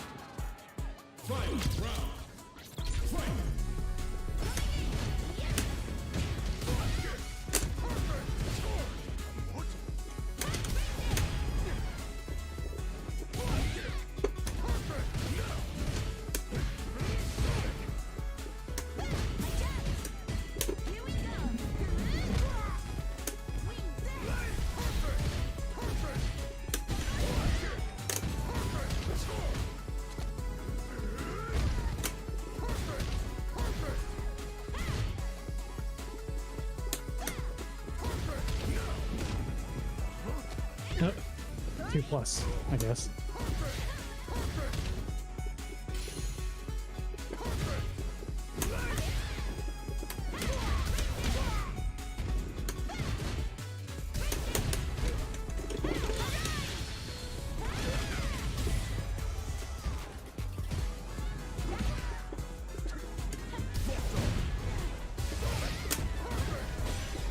No.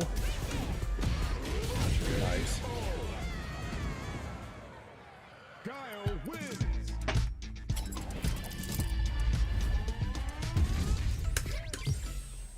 Round one. Fight.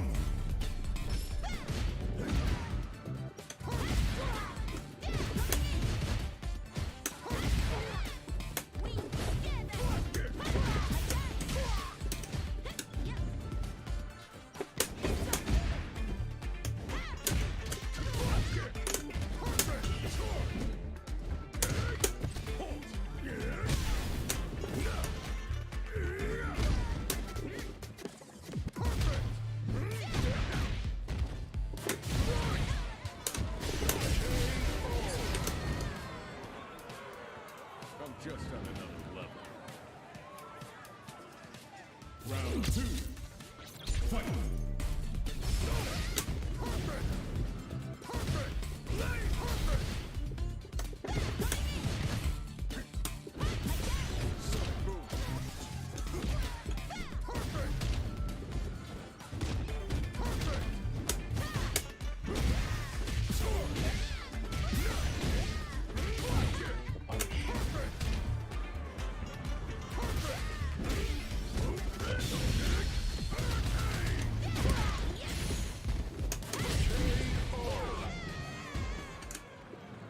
Guile wins.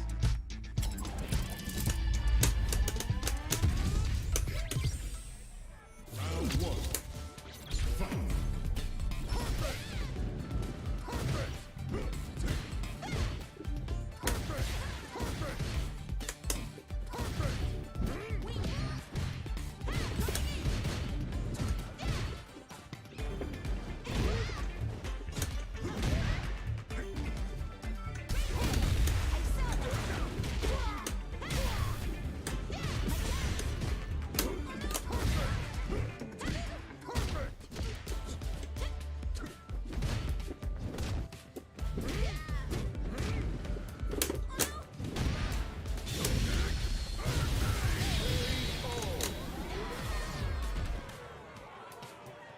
I'm just on another level. Round two. Fight.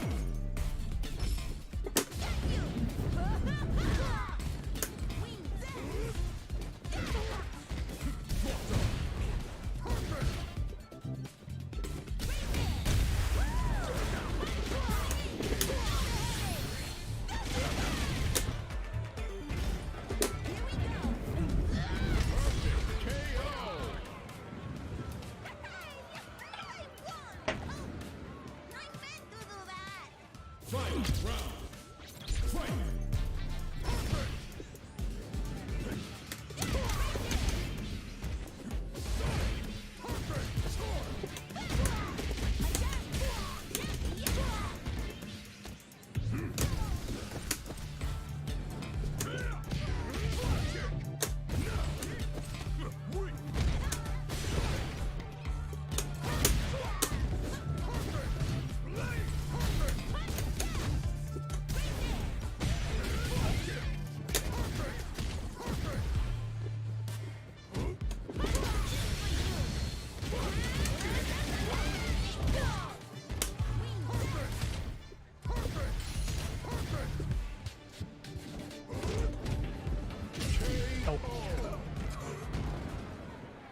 Lily wins! CP, I am also a grappler because I go for normal throw a lot. Well, what's funny is because I started competitive Street Fighter 4, I hardly did normal throw as a grappler player. But, you know, with 5 and 6, I do a lot more normal throws on average.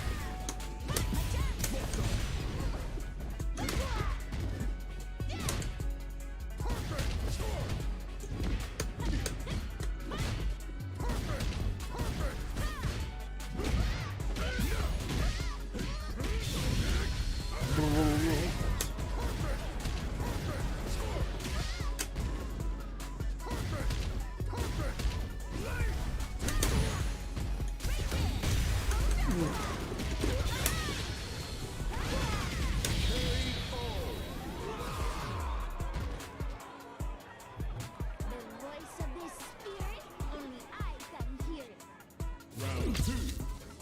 Fight. Nice.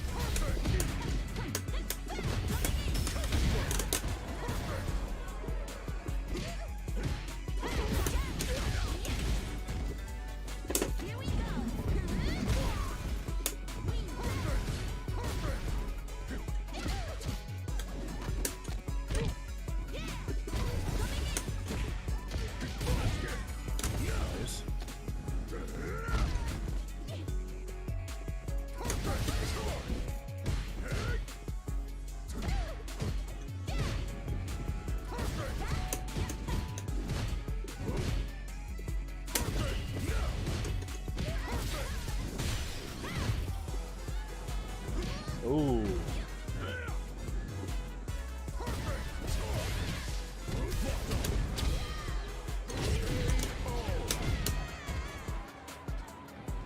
I'm just on another level. Final round. Fight.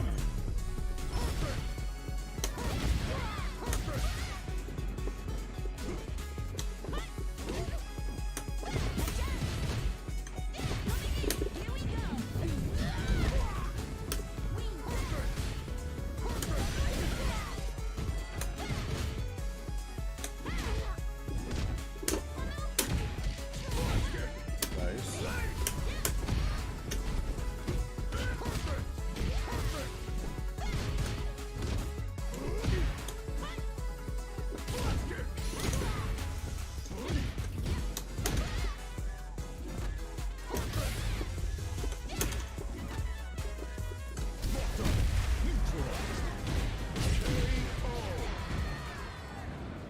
Dio wins.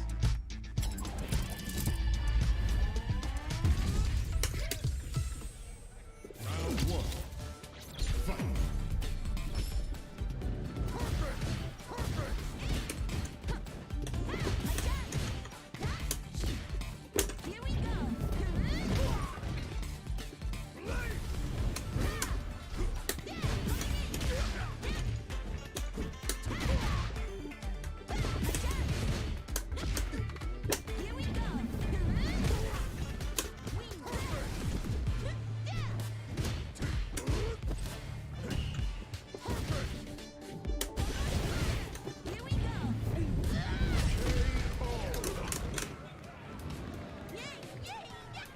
Did you see that? You'll never win against me. Round two. Fight.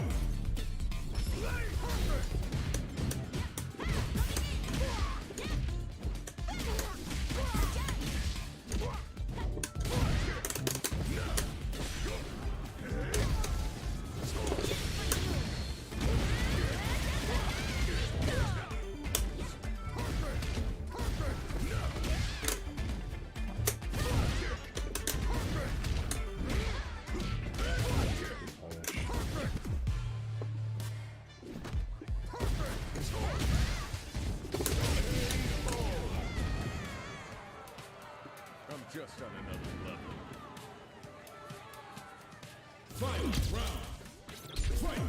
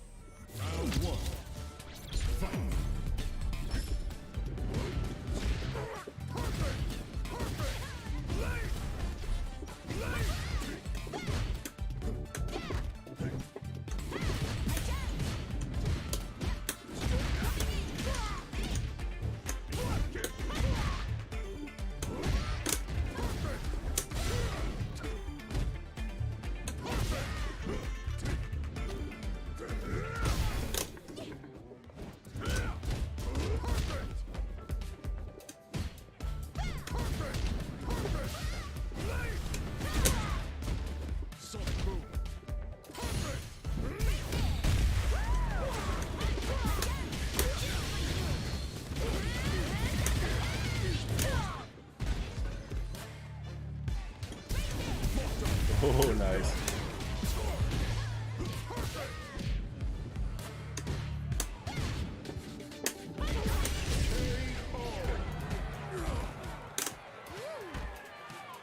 Jeez, that was close. Round two. Fight.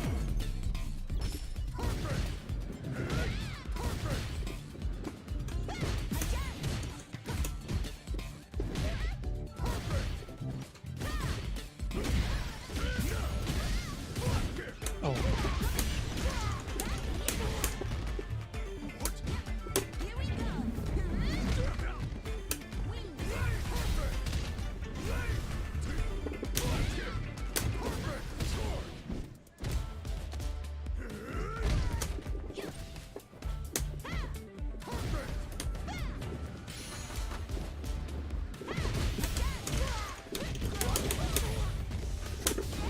Oh, nice.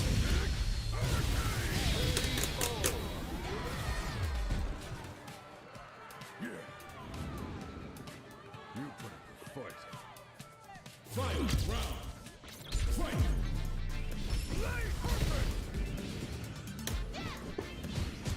Sonic boom.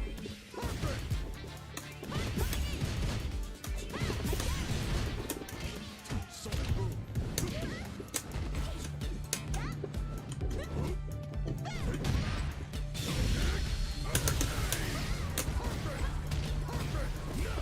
Are you usually buffering a charge after that kick?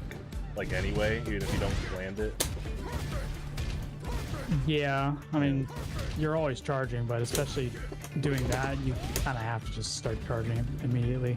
It's interesting. I was wondering how fast you were hit confirming it, but yeah, that makes sense to just charge even if it's on block. I mean, Well- there might be cases, I guess, where you don't. I mean, when that's a punish, it sends you tumbling, and so you can see if it hits. Yeah, probably gives you enough time.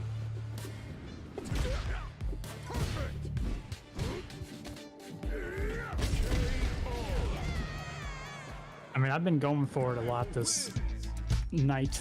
And I've gotten it like 4 or 5 times, but there's been a few that I just messed it up. It is pretty tight.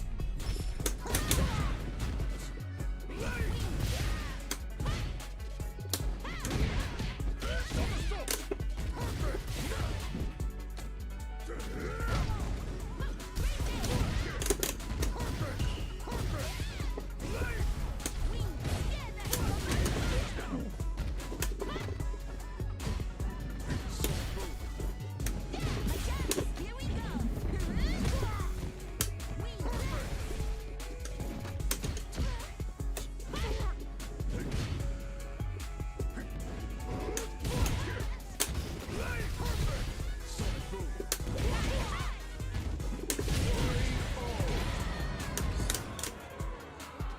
I'm just on another level. Round two. Fight.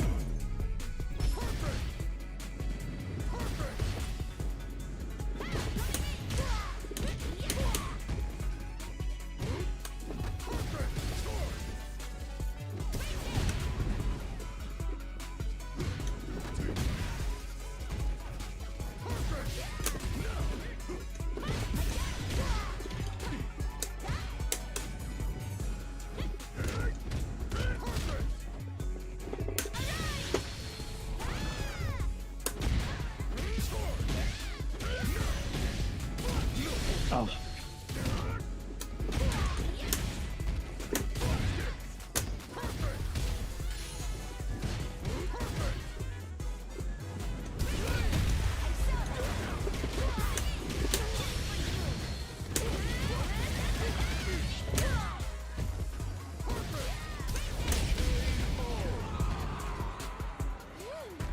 Jeez, that was close. I mean, I was watching that the Street Fighter 4's broken video. I forgot how many, or I forgot that there were 3 frame normals. Yeah. It's like it's so fast. Yeah, 3 frame normals. But like, the video pointed out that like Sakura's like heavy punch is one of her fastest normals. Yeah. I think it was standing heavy punch. And it showed off the close standing heavy punch for DJ. I don't even remember what that looked like. I don't think I ever used it. Jeez. You never used it? No. I know they nerfed it in Ultra. I remember they nerfed both your main and secondary because Guile's health got nerfed by 50. Ooh.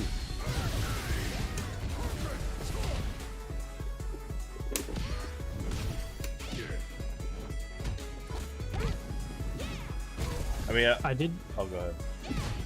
Oh well, I did sometimes use close heavy kick when like going for like a simple punish into Ultra.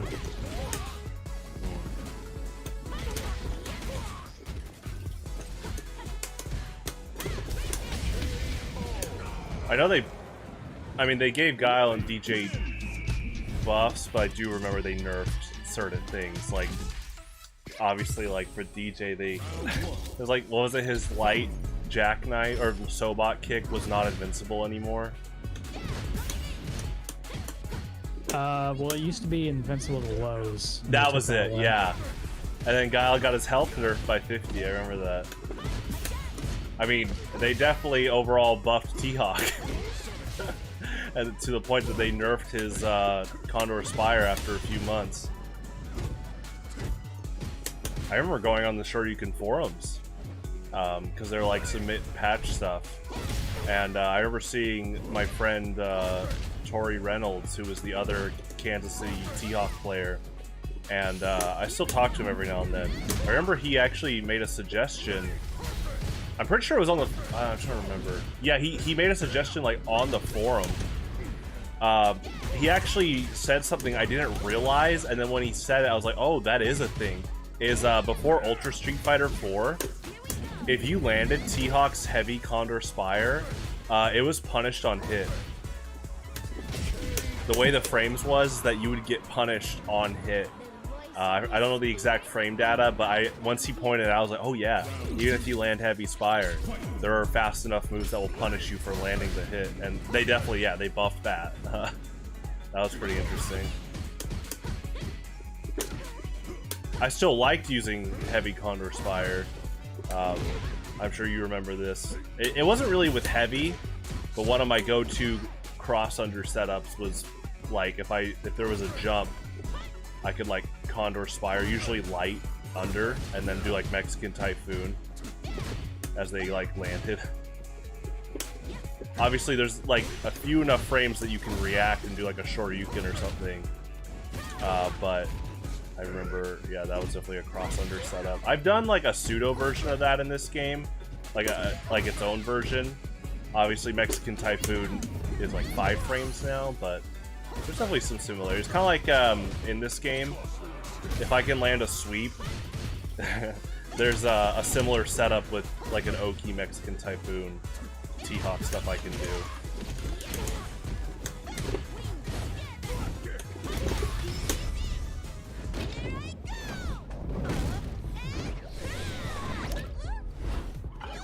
I said it on the Discord, but what was so interesting is in that video, yeah, I got that person. They were pretty salty throughout the video. When they got the T-Hawk, they're talking about, oh, T-Hawk's Mexican Typhoon. The light version just puts the opponent right in front of you on knockdown. And then they were talking about, you know, they showed the T-Hawk Oki setups with like your delayed timing and cross-up body splash. He did the combo too. Or yeah, they did the combo. But what was ironic is they did it on Blanca. And that is considered, even in Ultra, the hardest matchup in the game, character matchup wise. And to the point that, like, even if you landed a Mexican Typhoon, which was overall pretty hard on average against Blanca, Blanca's EX electricity just kind of negated a lot of your Oki setups. They had to purposely like miss their timing or delay it if you wanted that, because EX electricity, I mean, you could do like up ball too. Wake Up Ultra, I remember you used to do like Shout of Earth. So it was just funny that they chose Blanca as the opponent for those setups. I love that matchup, by the way. It got me just to get a lot better in terms of just patience and using what I have in a matchup. Crouching jab was very big, but yeah, T.Hawk could not punish like basically any of Blanca's rolling special moves on block. And it was just interesting to hear, like, obviously one of Blanca's hardest matchups throughout every iteration of Street Fighter 4 was Balrog. And so I remember just like thinking about, you know, Blanca is a very hard matchup for T.Hawk, but to hear that Blanca has his own like very hard matchup, I don't think Balrog is as hard as Blanca is to T.Hawk, but I started like thinking about what makes it hard for Blanca there. But think about, you know, just Balrog as a character. The second that Blanca like whiffs like a ball on block, that's just an easy straight punch, or even like an ultra or something, you know? Usually.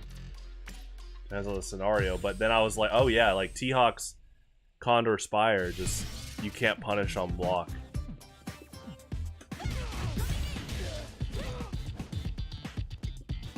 Here comes a new challenger.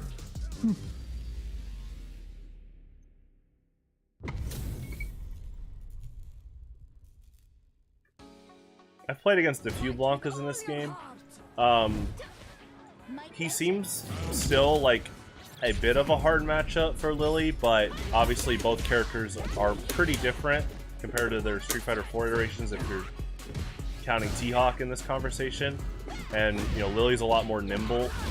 I think that actually plays a big part in the matchup too. But yeah, I still think it's a bit hard, but it's fun. I mean, I enjoyed T-Hawk versus Blanca, so. You enjoy it? Yeah. There's old 2012 max out footage, like tournament footage, where I was playing Chris Cunningham, aka Full Bleed. He takes round 1 on T-Hawk. I remember switching to Zangief, and I just remember like the crowd already was going pretty crazy, but I remember them like laughing and stuff, and it was a fun tournament. I definitely, yeah, with Blanca, I was trying a few different characters. Hakan, I mentioned this a few streams ago. I even tried like a pocket. I tried like Ryu in that matchup, and this was, I think it was like every time this was against Chris,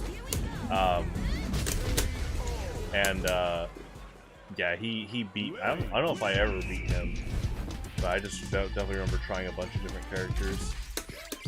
Mainly, yeah, Hakan, Zangief, Ryu, and then I just went back to just playing T-Hawk for that matchup. Like, just T-Hawk. In fact, as the game progressed, I really just stopped using my secondaries and pockets. Every now and then, like in friendlies, I'd play like Gen or Seth or, you know, Zangief or Hakan, but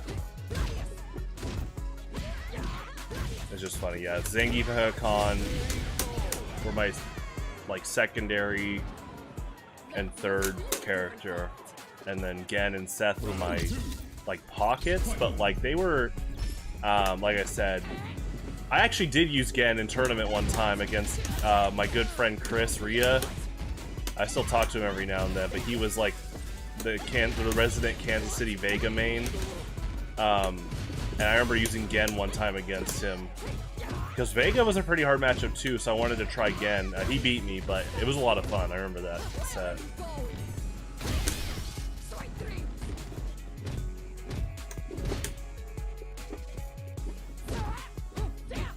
I mean, my friend Michael Murphy was also a Vega main in Kansas City, so I guess it was mainly two. It was those two. But it was so funny that 3 of the 4 like original boss characters from Street Fighter 2 were all hard matchups for T-Hawk, and all 3 of them had like very strong standing roundhouse kicks, or like standing heavy kicks. And in that matchup overall, all 3 of them, which is Vega, M. Bison, and Sagat, like they would throw out standing heavy kick a lot, and yeah, it's good. I had to be really careful. Just like overall.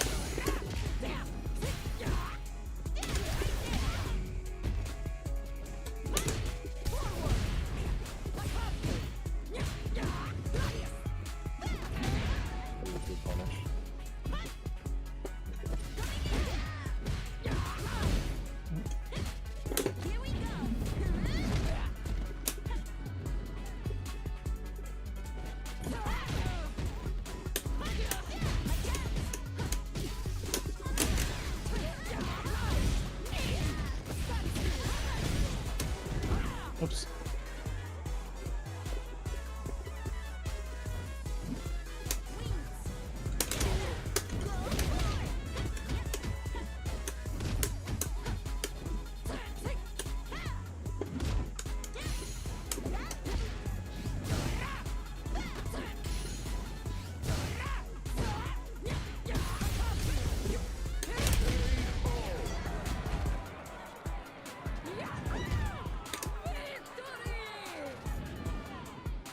Round 2. Fight.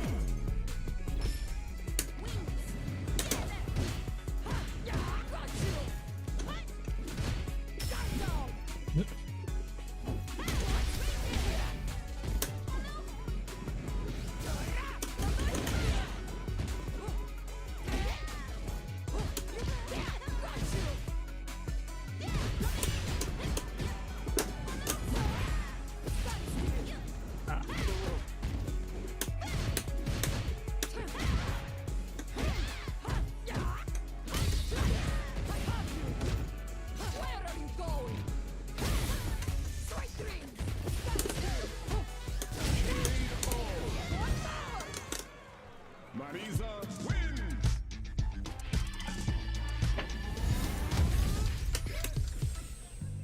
Round 1.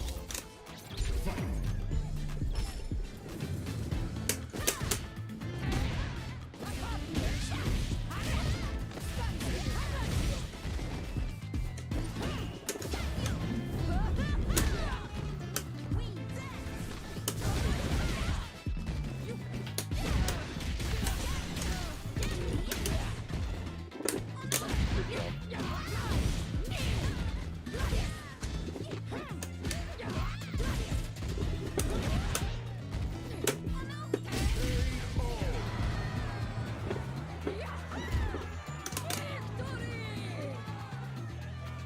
Round 2.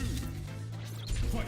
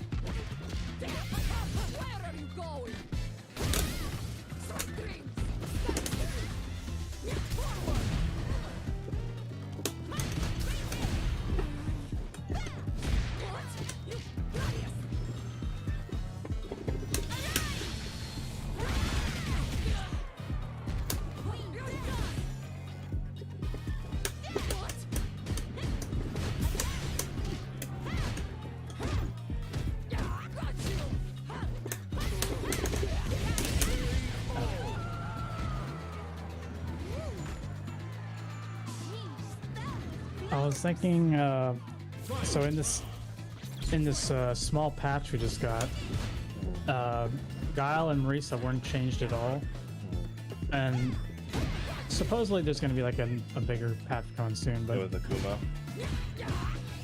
yeah, most likely. I was thinking like what change I would want to Marisa, and I want that move to like wall bounce, so that I can get like a juggle. Have other people asked for that? No, it's just that that move is like useless. Jump. You It's just like used it. It's like that and this. There's just no reason to go for them, so it's just like a useless move. John, there's got to be mix-ups. I mean, it's a low overhead mix-up, yeah, but they're so slow. Also, I will be right back. Let me, what's up, Mango Man Juice? Yeah, I'll be right back.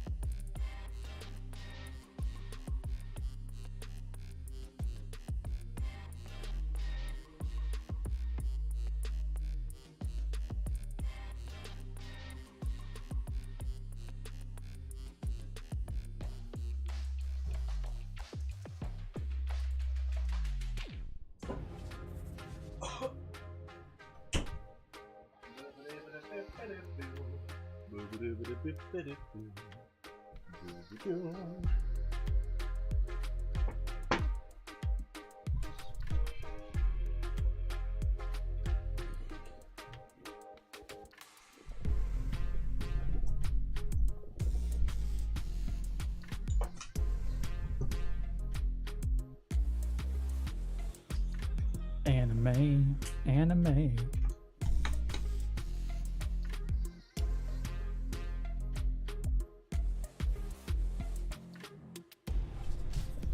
Hello. I wasn't talking.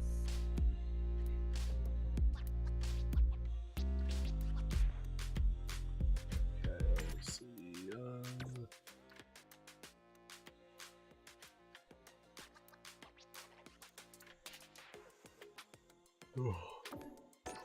The Macho Ring.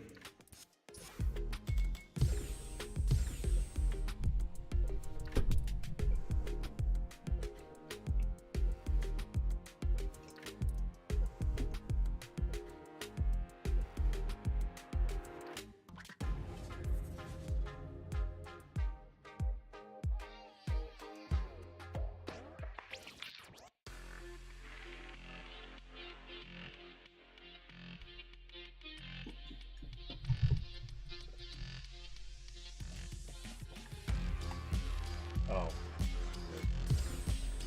There we go. Thought I was doing that.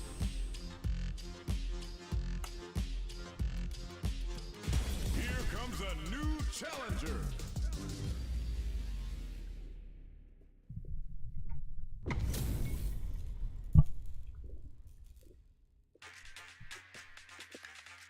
Fight with all your heart. My pleasure. Round one. Fight. My dance. Got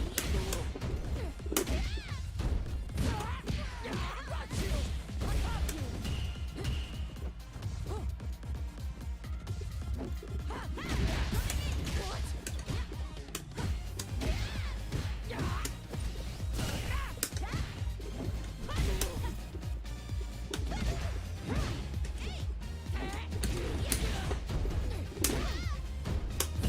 Where are you going? Sweet dreams.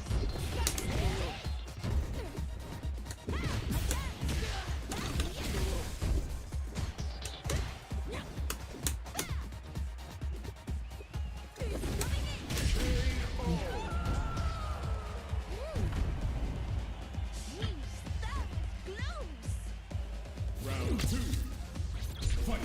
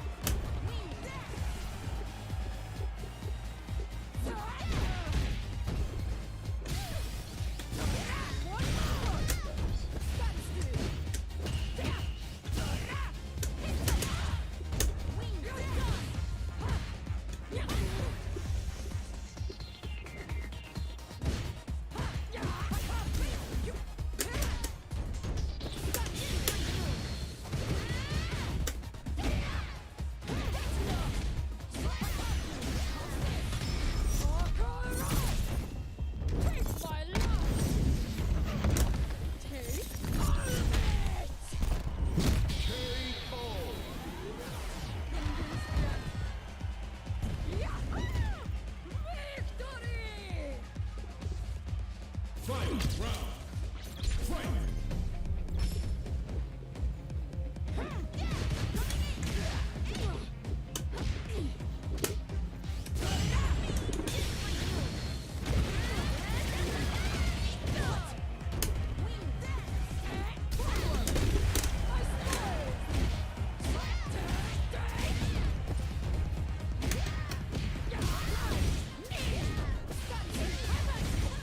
Where are you going?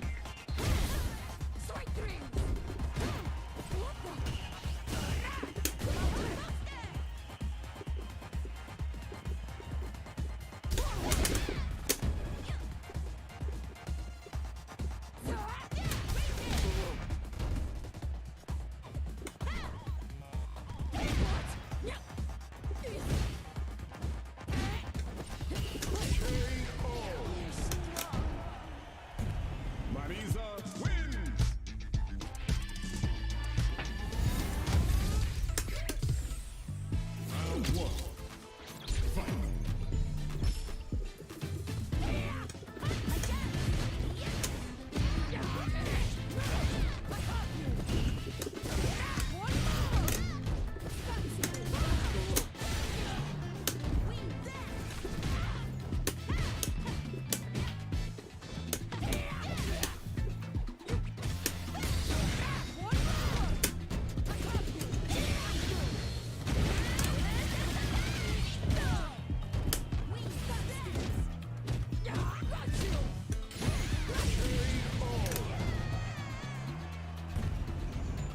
That was a beautiful fight. Round two. Fight.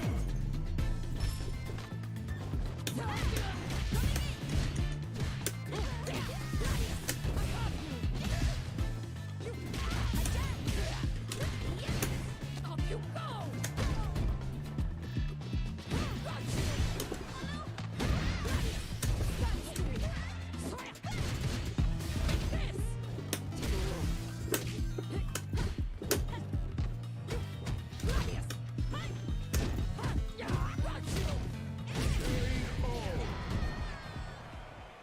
Marisa wins.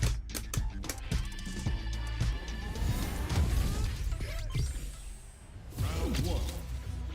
Fight.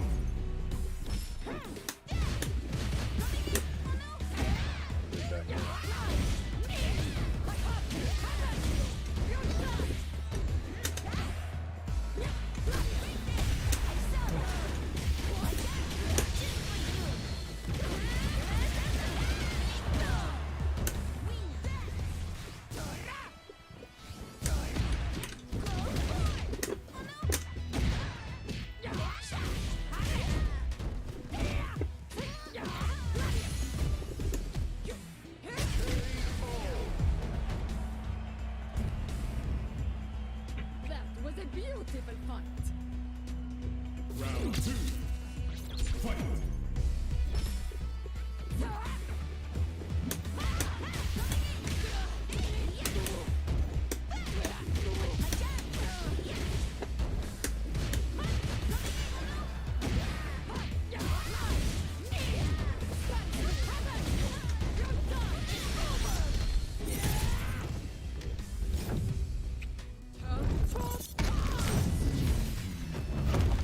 Now you know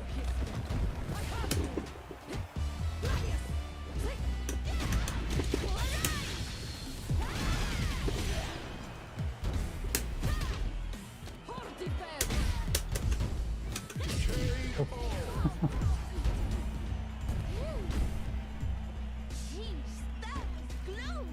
Oh, I just realized Red Suit's in the background. It's in the far left.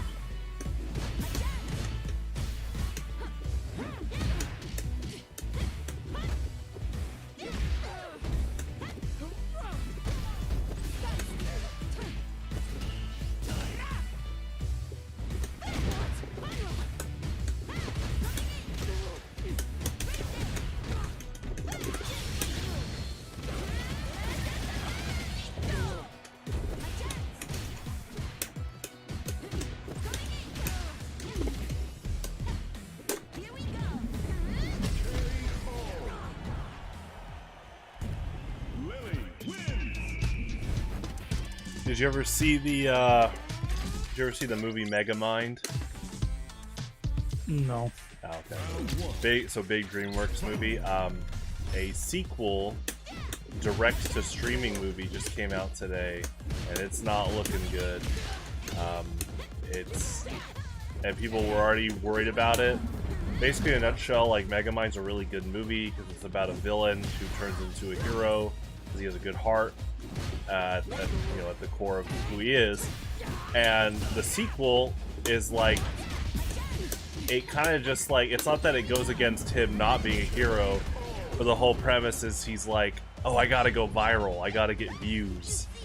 And he I guess he hires some girl to like get him on social media platforms. Anyway, I saw on Twitter today that the animators didn't even, like, there's a scene where he's at like a dance party and like the production team forgot to fully animate someone like dancing on the left, and so they were moving at like a 10 frames per second rate compared to everyone else. At least like it's very laggy compared to everyone else. It was pretty funny to see. I just mentioned that because obviously like the crowd in the background are supposed to move at a lower frame rate. But this is a fighting game, so it's like that's understandable to maintain frames. But for that, it was like, yikes, 24 really high-end animation company, and yeah, they kind of fumbled that one. In terms of animation, it seems like they kind of just didn't do so well with the movie itself. Hopefully they make another one that's really values like good writing and like its characters overall with that writing and stuff. That's a big part of the first one. Ooh, I mean that's why people praise kind of the Shrek series overall. I know Shrek the Third was like okay, but 1 and 2, and I'd say 4 too. They all had good writing overall. And then Puss in Boots 1 was good. Puss in Boots 2 was really good. Basically, it was like, I don't know if you've seen the new Puss in Boots movie, but when I saw trailers for it, I liked that it used All-Star again, like with Shrek 1 for its marketing, because the premise is them fighting like a big wishing star thing.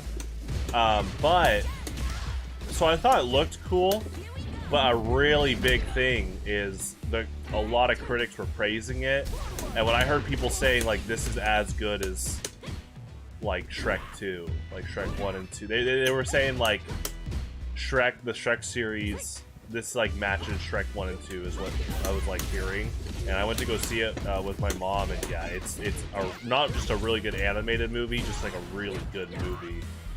Definitely do yourself a favor, and if you have some free time, I'd watch it.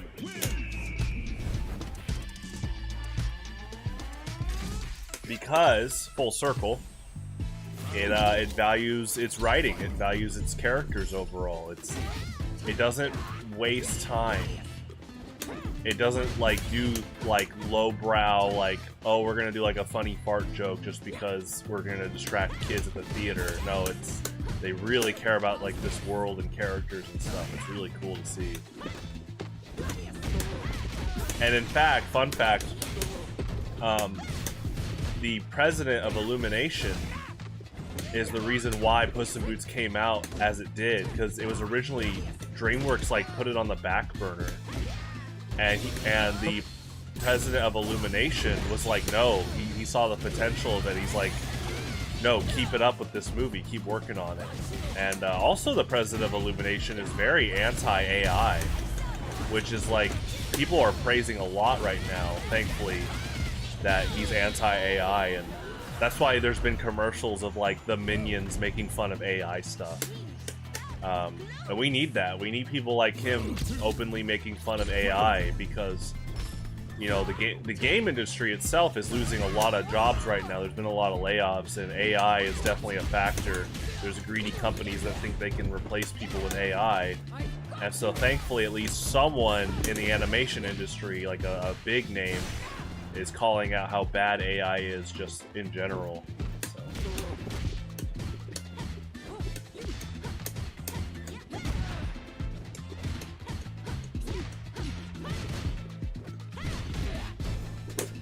There we go.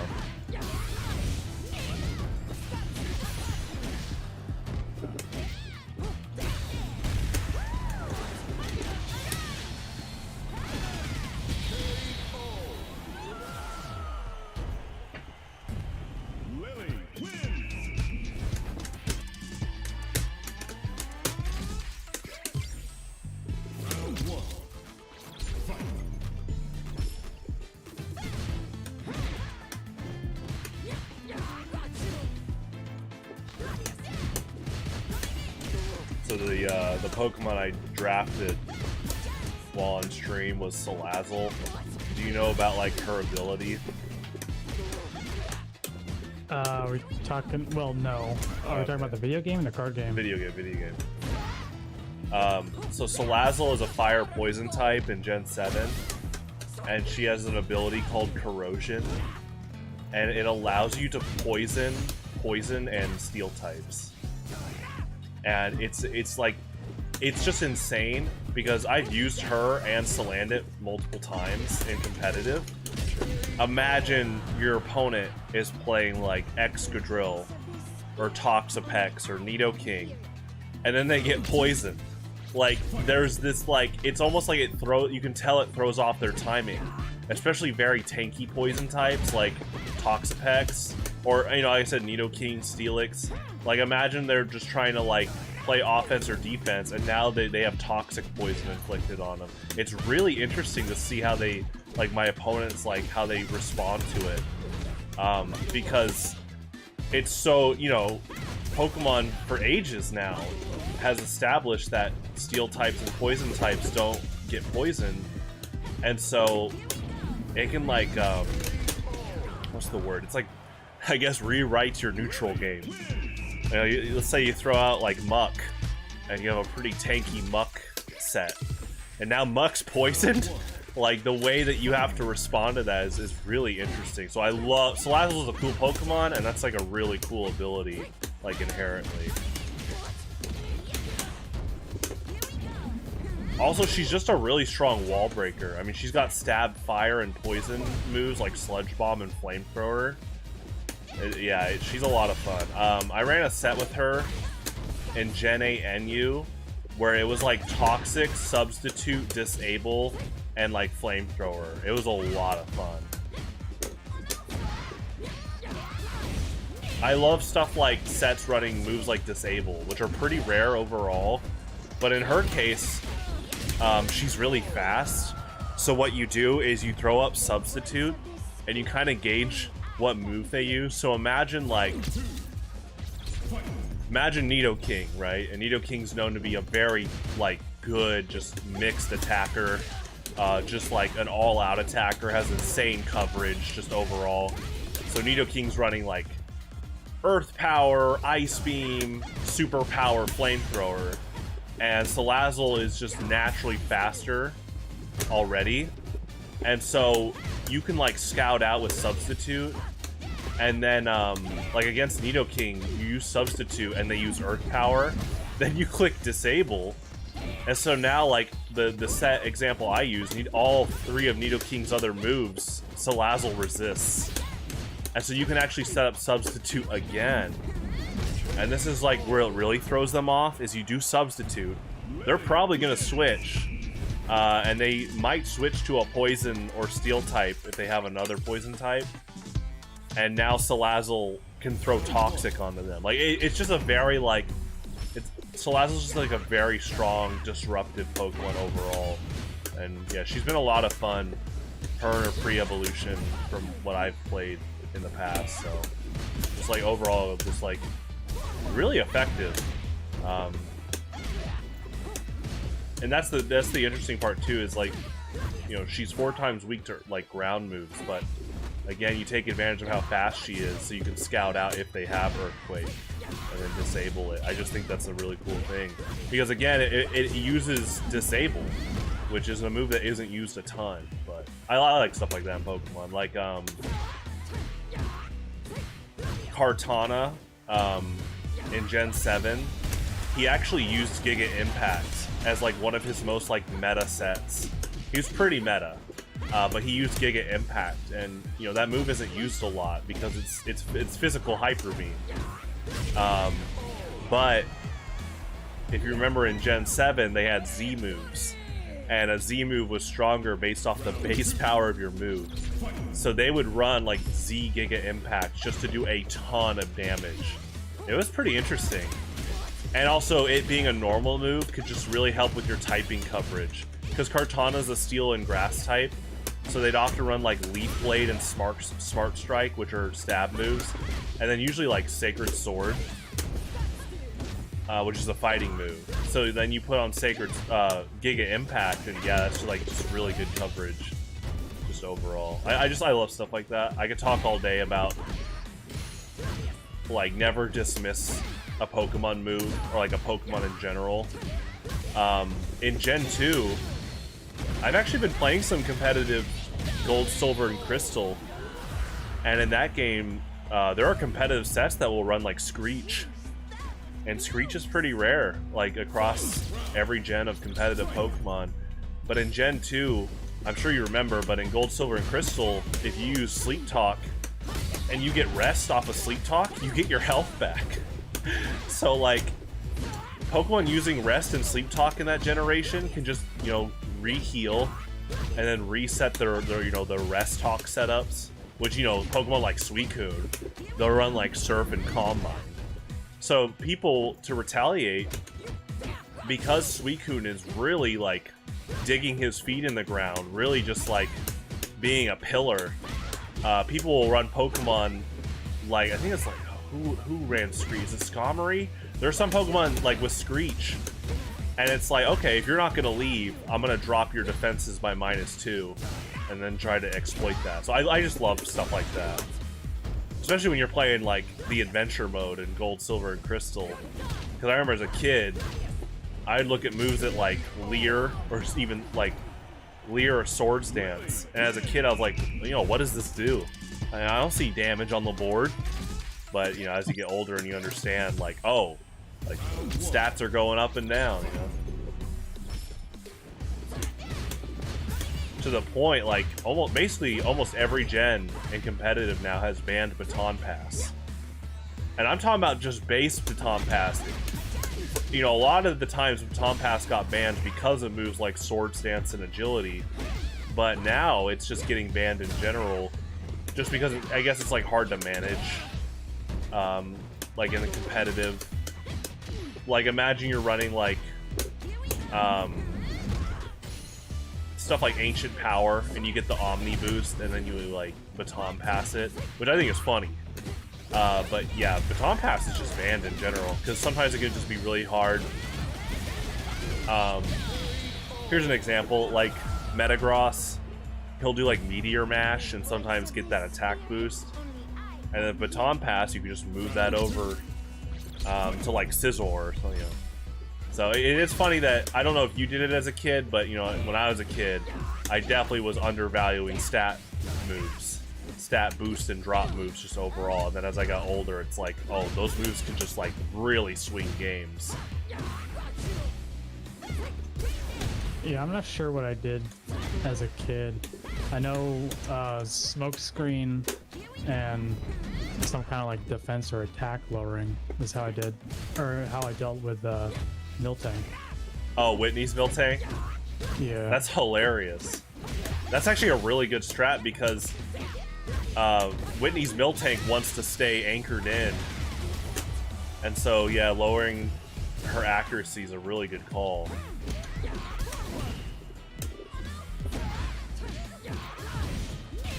Yeah, I was talking actually the other day about Whitney's Miltank. Who was I talking to about it? Oh, it was, yeah, you were there. It was it was when a few of us were together a few days ago in person. And I was talking about how I never really had an issue with Whitney's Miltank, and growing up I didn't understand like the memes of people actually like getting angry at it and like they hated Miltank, like basically we're saying like she's broken, and it's like right next to the city you can catch a Machop. But I like what you said too, you can use like Smokescreen and stuff, which obviously, as you know, in competitive they didn't ban Smokescreen, but they banned Double Team.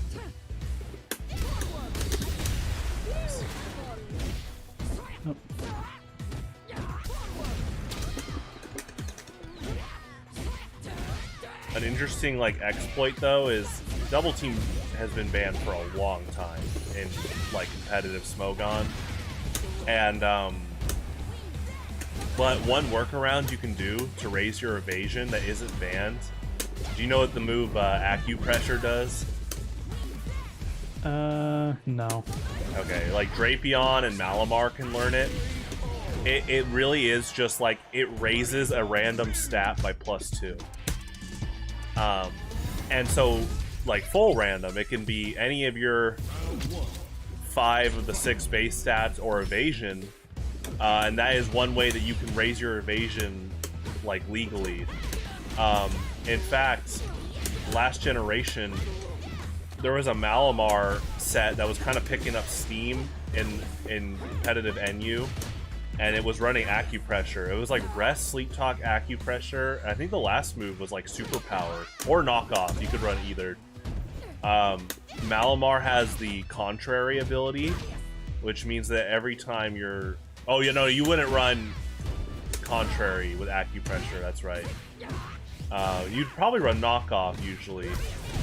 But, yeah, it was really good because, like, Malamar you would just make pretty bulky, usually, and if they couldn't knock it out, it was just raising random stats by +2 every turn. And once you get like one evasion boost, it just gets really tough, and then they're using rest. But another thing about Malamar, like I said, is it has the contrary ability, so every time its stats would go down, it would actually go up, and vice versa. And it learns superpower, which means it's getting +1 attack and defense every time it uses it. So I love stuff like that. I think it's really cool. Spinda has that ability too, along with like Lurantis and Superior, and they like... Actually, all of them either have superpower or Leaf Storm, and Lurantis has both. So yeah, it's just really cool doing combos like that.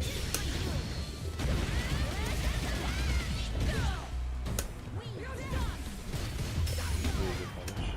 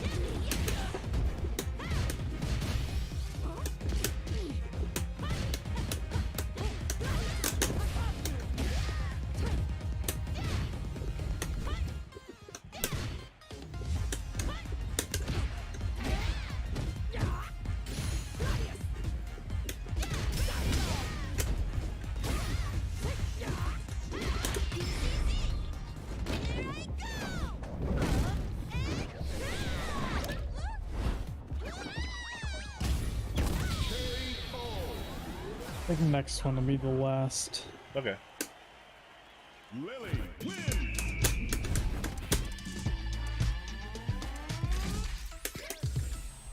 Round one.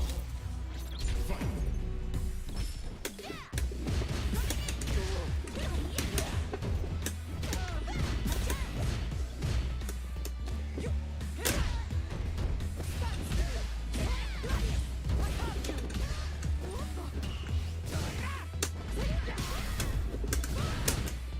Where are you going? Strike three.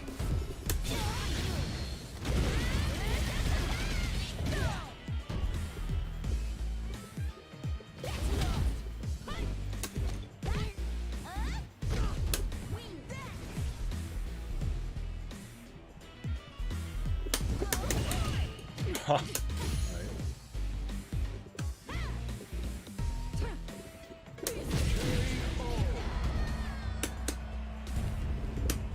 That was a beautiful fight. Round two.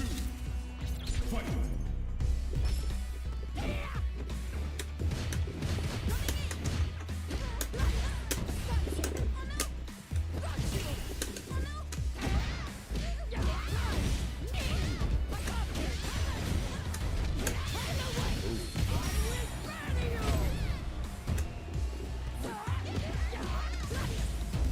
Where are you going? Ooh.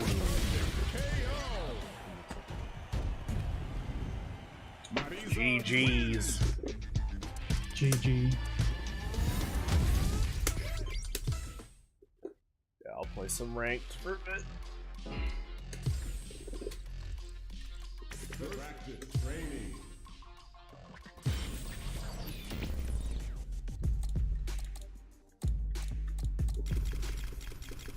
Oh, Mega Man Fighting Pass. Yeah, it's pretty cool. The only thing I'm not a fan of is I've heard that some of the avatar and costume prices have not been like the best. Like they're not being the most reasonable. But I'll have to look more into it. At least the Mega Man trailer looked good. Now, of course, when they used the Mega Man 2 Dr. Wily Stage 1 music, I was like, oh boy. And I like the song, but I was like, ah, oh, geez, guys. You definitely could put that one on. You definitely. There's a lot of Fortress stages. I know that song's good, but I was like, oh man, like I feel like even they would be aware of how played that song is compared to other Fortress stages.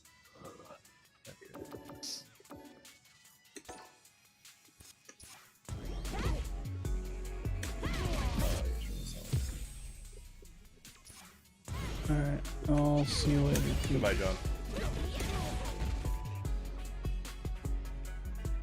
Here comes a new challenger.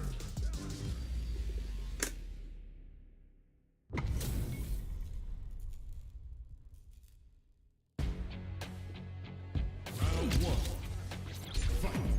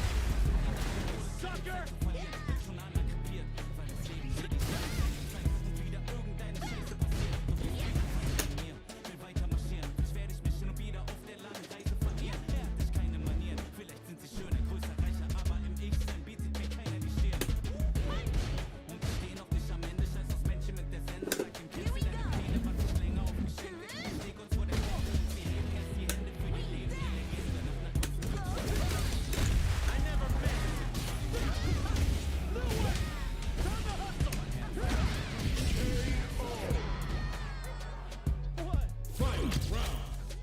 Fight!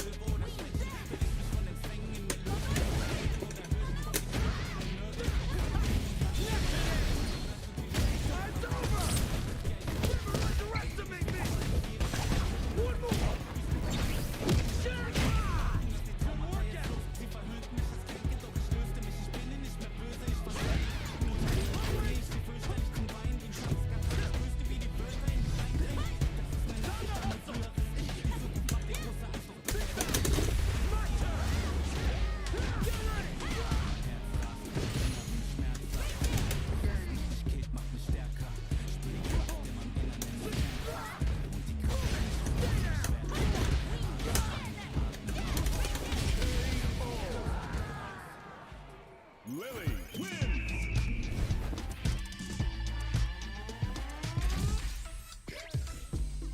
Round one.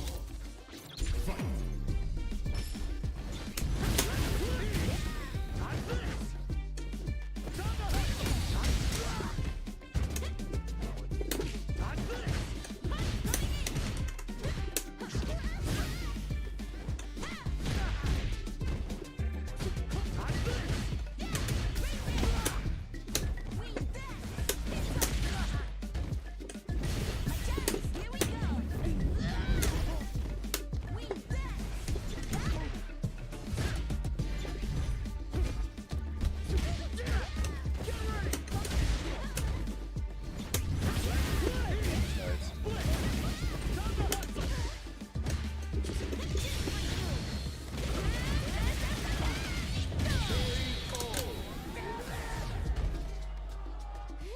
Round two. Fight!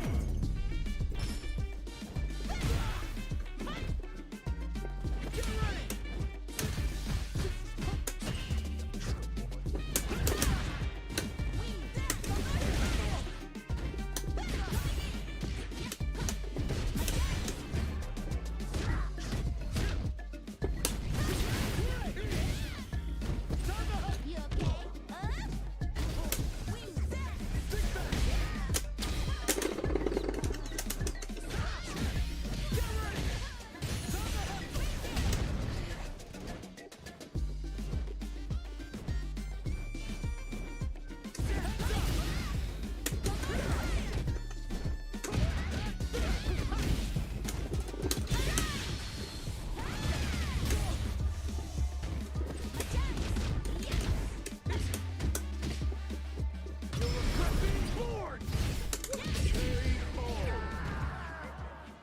Lily wins!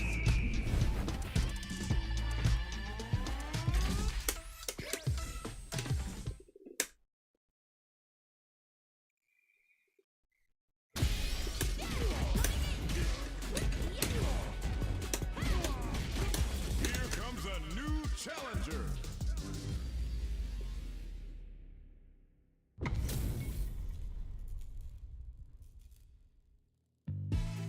Let's go! Ring the bell!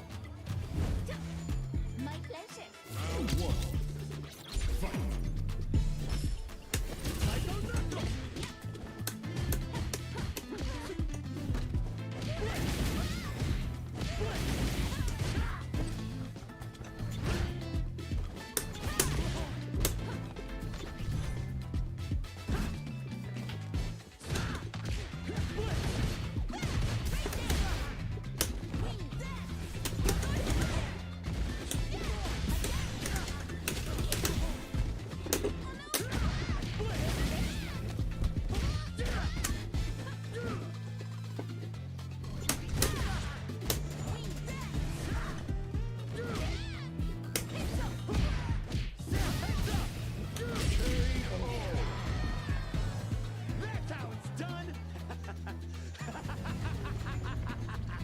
Round two. Fight!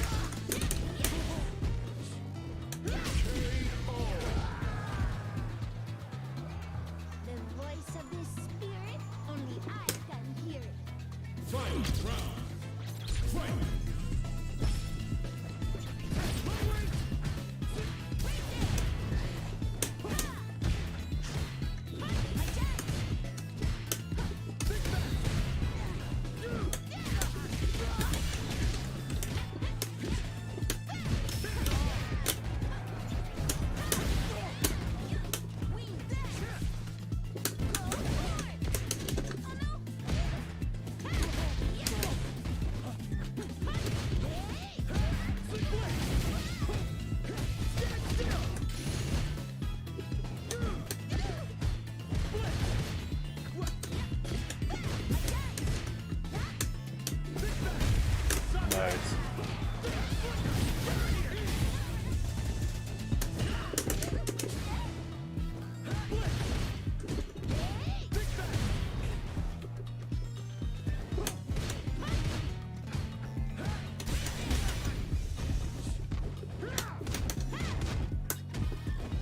Here we go.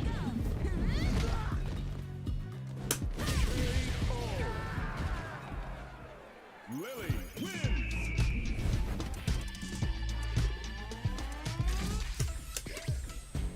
Round one. Fight.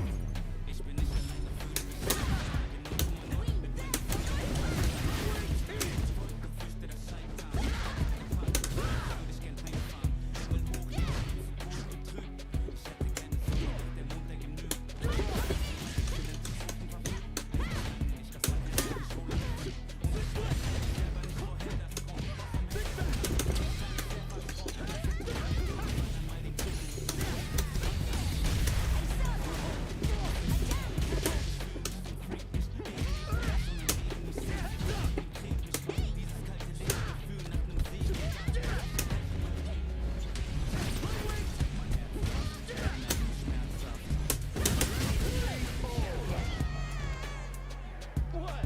Done already? I got a lot left in the tank. Round two.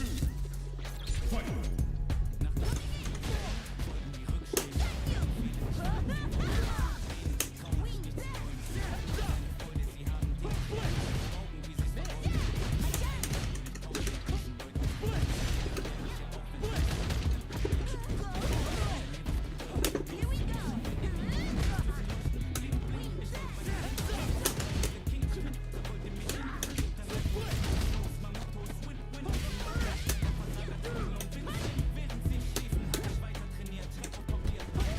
Is there French in the rap? That's cool.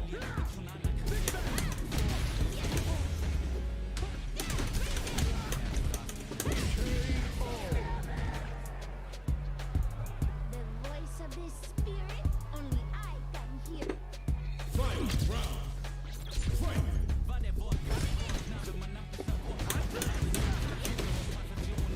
Here we go.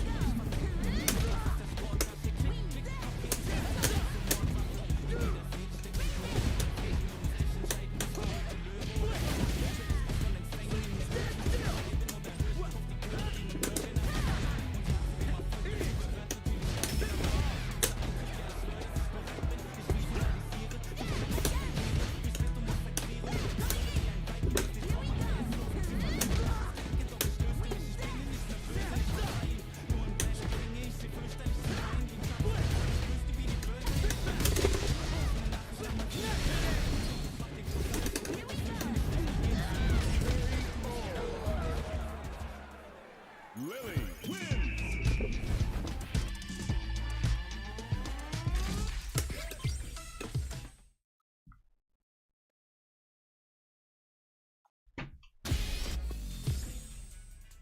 Alright, I'll be right back.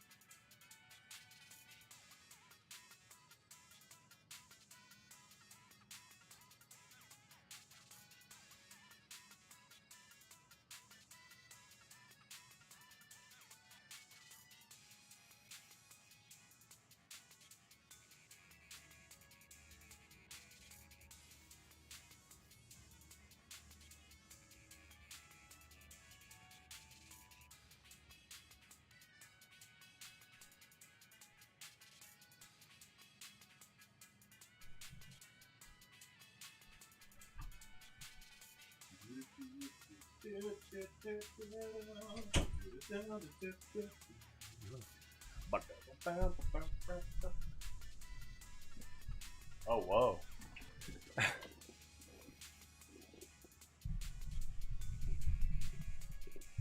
That's funny.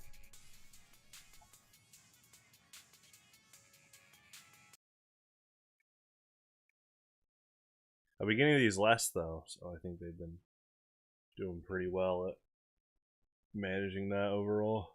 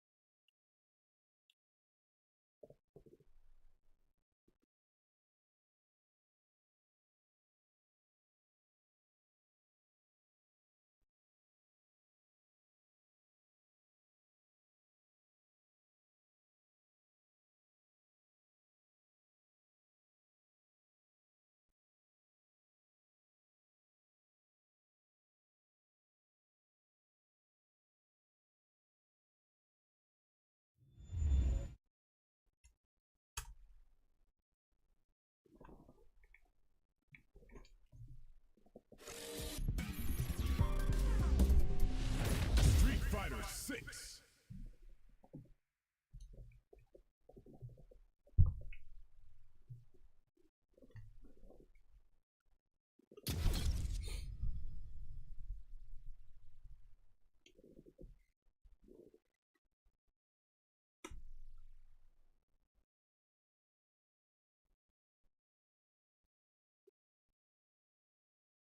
I'll do 2 more games or sets, and then I'll go to Metroid Prime Hunters.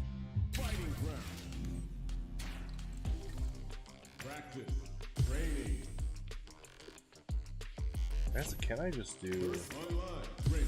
direct? Yeah.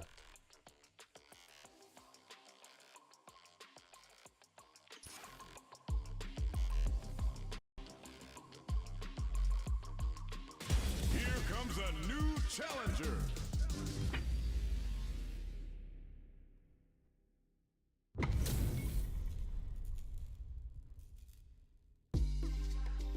Let us begin. My pleasure. Round 1. Fight. Here we go.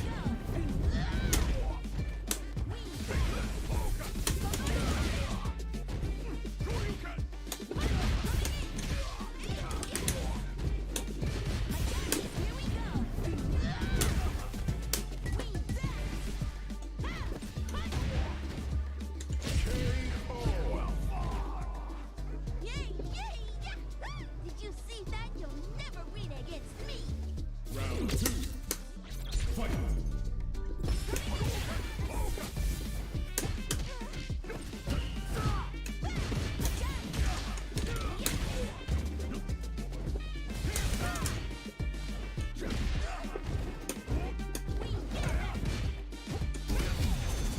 Good reaction.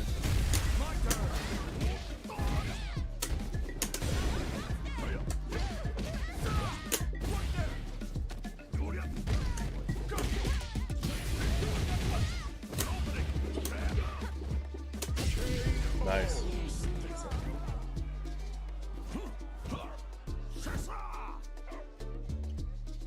Fight. Round. Fight.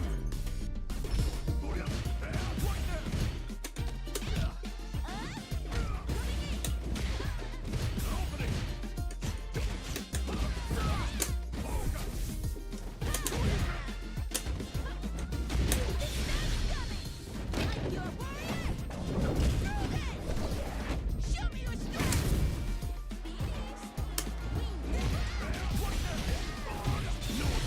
jumped in.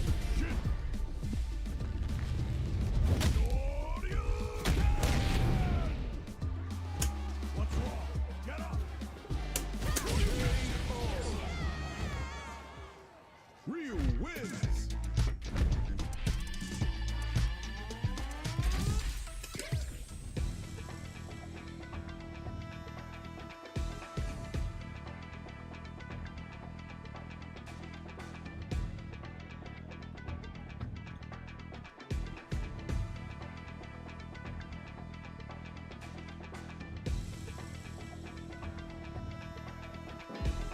Oh.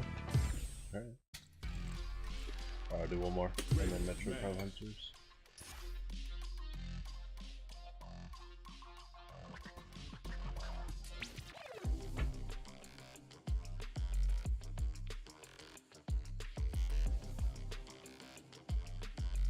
Here comes a new challenger!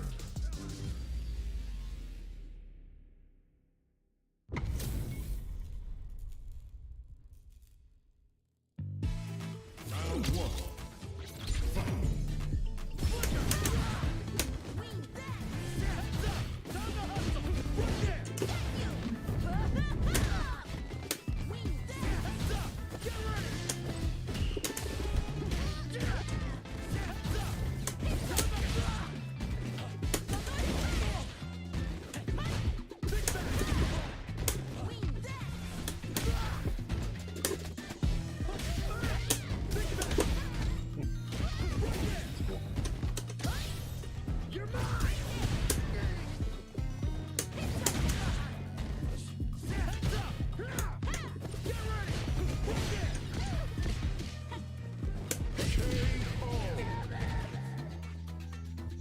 Round two. Fight!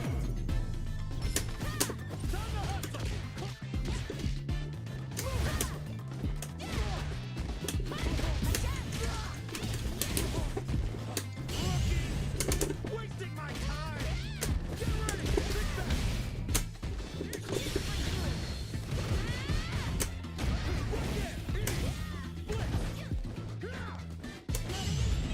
Here we go.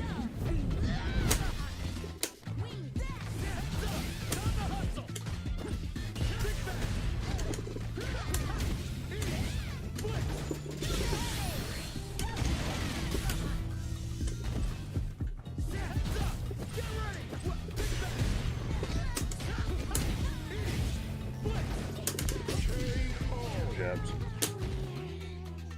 Fight! Round! Fight!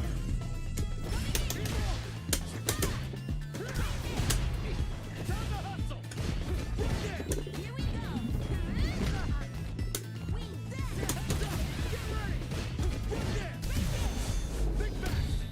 I never miss.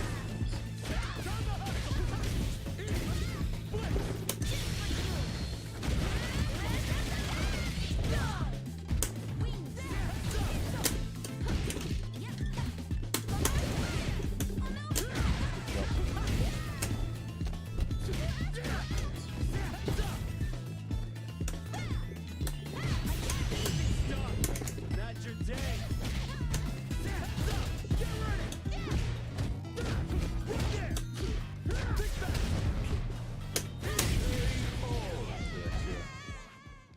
Ed wins!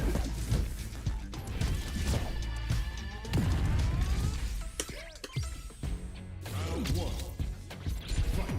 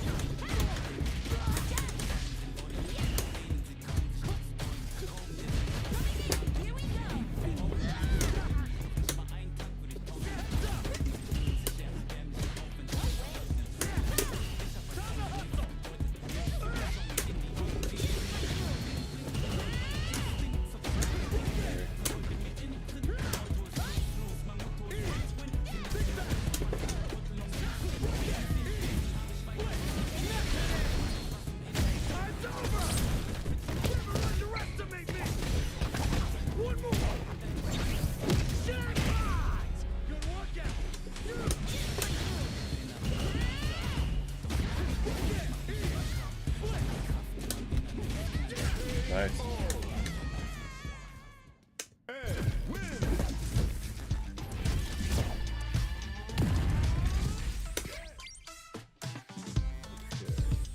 Oh, whoops. Okay. I'm gonna switch over to Metroid Prime Hunters.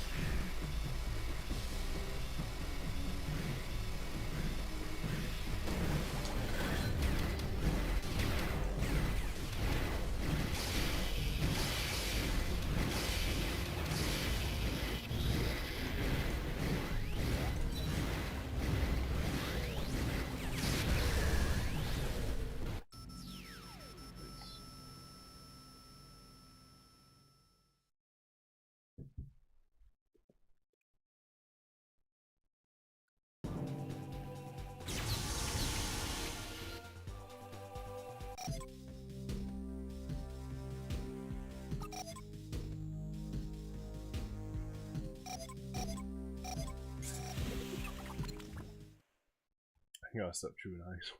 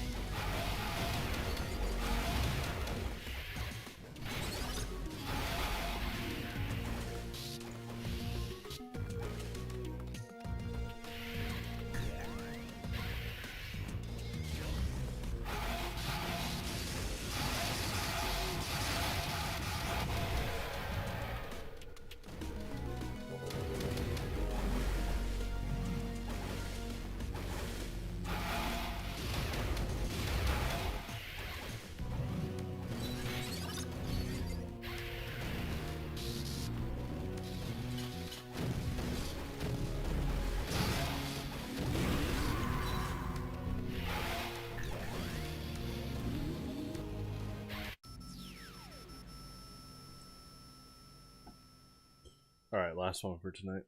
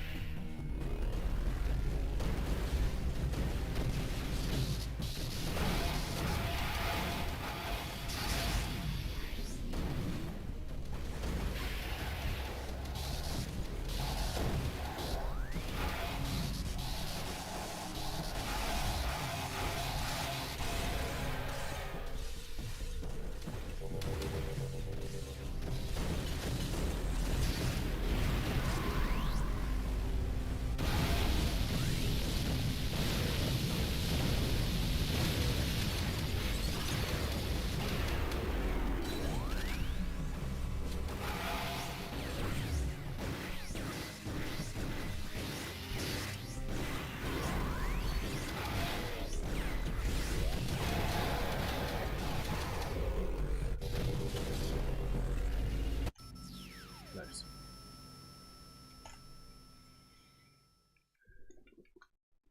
Alright, everyone. Well, thanks for tuning in. It was a lot of fun. Thanks again to John. You know, he bought me Street Fighter 6 last summer, and it's been a lot of fun so far. I will see you guys tomorrow at 6 p.m. Central Standard Time for Baldur's Gate 3. Should be a lot of fun. As